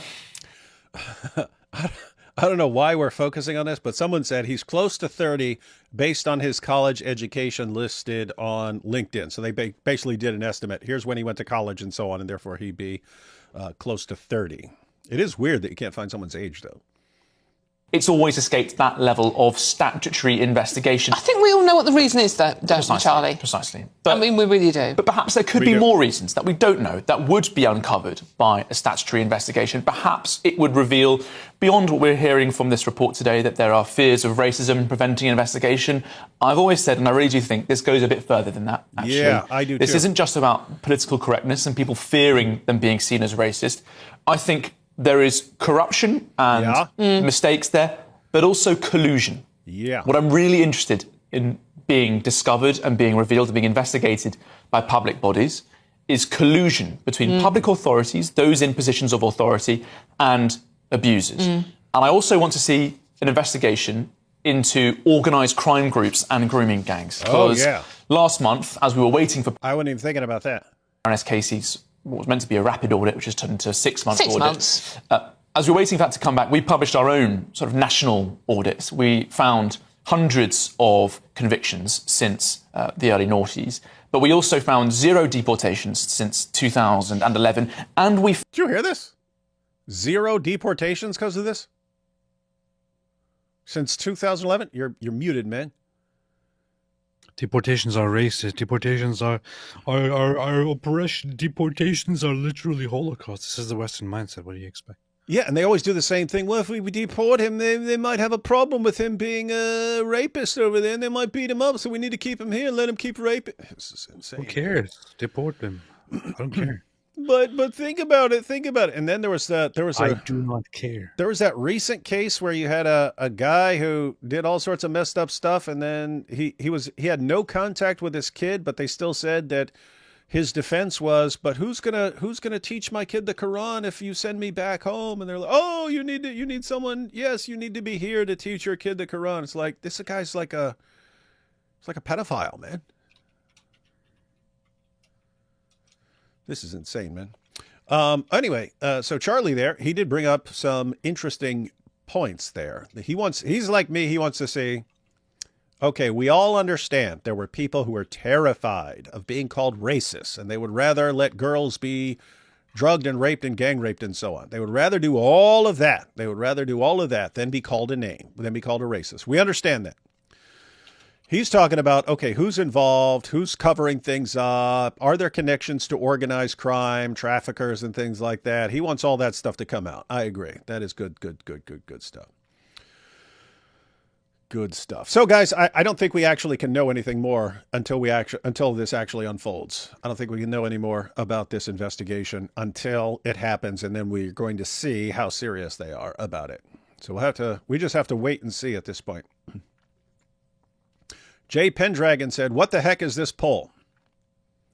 Yeah, the poll was just, okay, if you believe this is acceptable. I was trying to start at the extreme, like, okay, is this acceptable? And see what percentage. And then I was going to kind of dial things back. Okay, if not this, then what about this? Then what about this? Then what about this? And see, I was basically wondering like how many people in the chat supported various things. But I kind of got the gist on that first question. Meant to say Happy Father's Day, since he is a father to no one but Al-Quran. How can you explain mother of the book? That's true. It's too late now, but what can we do about Allah on Father's Day? He's a father to no one. Happy Father's Day to all fathers. Not you, Allah. I don't know. When fighting a war, you have to be careful not to become the very thing you're fighting against. It's also very easy to armchair general a war. That's true. And keep in mind, I understand the perspective of people who are like there, especially if they have friends or relatives who are hostages or who know hostages or who are victims on, on October 7th and so on. They can have a different perspective from the rest of us. And I completely get saying, you know what? Do not give these guys an inch, and definitely don't send any food across there. How dare you? I understand it. I understand the perspective. This shouldn't even be a debate. Gazans are not numbers on a board. They are people, and we should be compassionate. We shouldn't condemn all Gazans because the government there is evil. Well, to be fair, you have large percentages of the population who support a lot of sick, evil stuff. And I have to say, I'm kind of biased because I've been a sick, evil person who society would have been entirely justified wiping me out, given the things that I was doing and planning on doing. And I got a second chance. And so I've always been very grateful that I was not wiped out. Musab Yusuf changed because Israel was kind to him. That's true. And sometimes that doesn't work. Sometimes you help people like, what's that guy? They helped him with a tumor, and then he just still kept terrorizing them. Yahya Sinwar. Yeah, absolute scum. So sometimes it doesn't work. Sometimes you can be kind to someone, and he's Yahya Sinwar. Other times you can be kind to someone, and it's Musab Yusuf, and he becomes your biggest defender. My Magic 8-Ball says that Iran is cooked. Yeah, I hope Israel takes out all their ability to fire missiles real quick. Knows Too Much said, I would have breached the Gaza-Egypt border on day one and have the population move to pan-Arabic Islamic countries and those who care so much for them. Now, if you argue that, I might be on board. David, I meant as in Einaf Wilf's point, withholding aid could have shortened the war and reduced casualties. And as I pointed out, that's why I brought up just nuking the entire place or just wiping out. That would have shortened the war. The point is that the main criterion, shortening a war? You can always do things to shorten a war by being as brutal as possible. It's like there are other costs associated with it. So that was my point. Andrew Wilson calling Israel the helper of the Antichrist is the same claim as Muslims saying Israel is the little Satan. I saw someone earlier say Andrew watched too many of the Left Behind movies. Something like that. That's kind of funny. Winger makes D Wood want to be a better man. Actually, when Winger's around, everyone is a better man by comparison. Ida says, that's what I do. I'm praying for our enemies that they will stop wanting to try to unalive us, and then we can all have a good life. What a dream, huh? Yeah. That'll be the beast. That'll be super beast. And really, I think Islam is being exposed, and its sick ideas and its fake prophet and so on. I think Islam is being exposed. The apostasy rate is increasing. I think if Islam continues to crumble from within, I'd like to see the impact. That will be one of the last places it kind of filters down to. But once it filters down even there, I'd like to see how that affects things. I'd also like to see how the Iranian regime crumbling, because guys, there is light ahead, possibly. If the Iranian regime crumbles, the people take over, we get a free and democratic Iran, and lots of Iranians want to be on good terms with Israel. There are lots of Sunni Arab Gulf nations that want to be on good terms with Israel. If all these nations end up on good terms with Israel and Gaza realizes, wait a minute, people just aren't on board with wipe out the Jews anymore. Hopefully they change, but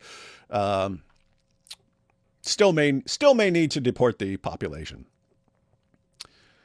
Hello, David. What's your beef with Mike Winger? It seems more than a joke, too. It seems like more than a joke. Yeah, where do I begin? Dude's a total nerd and the worst person in the universe. I don't know how to explain it. It's like, David, what's your problem with What's your problem with a neo-Nazi down the street? Well, that he's a neo-Nazi. What's your problem with Hitler? He's Hitler. What's your problem with Mike Winger? He's Mike Winger, dude. Come on. As a psychopath, when you think about the mercies, awesomeness, etc. of God, did that move you to tears? Thanks. No. I understand that I was shown mercy, and that's good, but not a lot of tears come out of these eyes. Any bets on how long before this Charlie chap is caught in a gay scandal or unalives himself or get Tommy Robinson? So that's interesting. So are they going to target that dude? I kind of think it's too late for them to put the lid back on this bottle. And one thing we've noticed and we've brought up is that Tommy's in a different category because he's working class. I don't know what this Charlie guy's education level is and so on, but he doesn't sound like the working class guys who aren't allowed to speak. In other words, any people's problem with Tommy is amplified in Great Britain because the politicians and the intelligentsia and so on, they think working class people need to keep their mouths shut and go work, and they're not qualified to speak on these issues. Even if the working class guy who's speaking is saying, hey, maybe we need to do something about all these little girls getting gang raped and pimped and drugged and so on. So I don't think that would happen to Charlie. In fact, that's what makes it more disturbing. We've pointed out many times in the past, Douglas Murray is basically saying the exact same thing Tommy Robinson is saying. Douglas Murray can go on every platform. Douglas Murray can go on every news program. Douglas Murray can write articles for the media and so on. That's all fine. Why? He has the right accent. Tommy, he's working class. He speaks different, and he has to be destroyed. And that is pretty sick, evil stuff.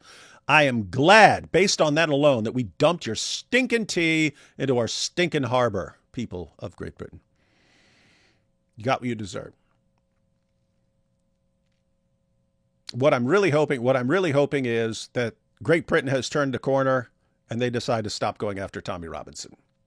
Like, it's become so obvious why they're going after Tommy Robinson. I hope they realize this isn't stopping him. And if we continue going after him, we're just making obvious what our real agenda is. So hopefully that's all passed. All right, AP, we're done. Anything else? Powerful. No. Any updates on Iran? Anything else happen? No. All right.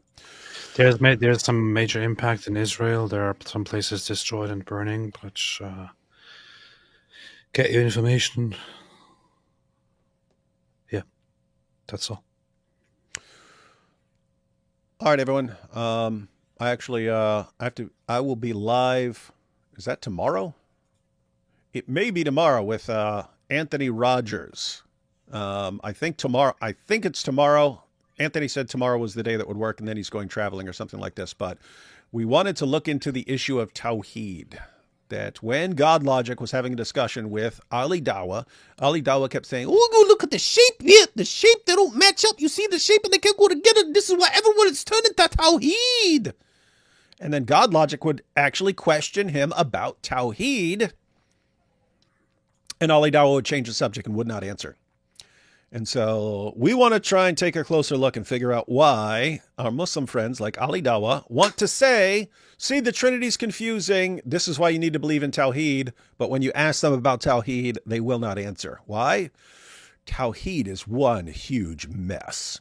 Anyway, my good friend Anthony Rogers says he can explain why Ali Dawah does not want to talk about Tawheed. These will be good times. All right, everyone. Everyone keep your eyes on what's happening with Israel and Iran. There is the possibility we could see a free Iran very, very soon. Very, very soon. One, I think we're going to see a free Iran in the near future, but it would be cool if it was like next week. You know what I mean? Wouldn't that be awesome? Yes. It'd be awesome to witness. Yes. All right, guys. Talk to y'all tomorrow. Be based.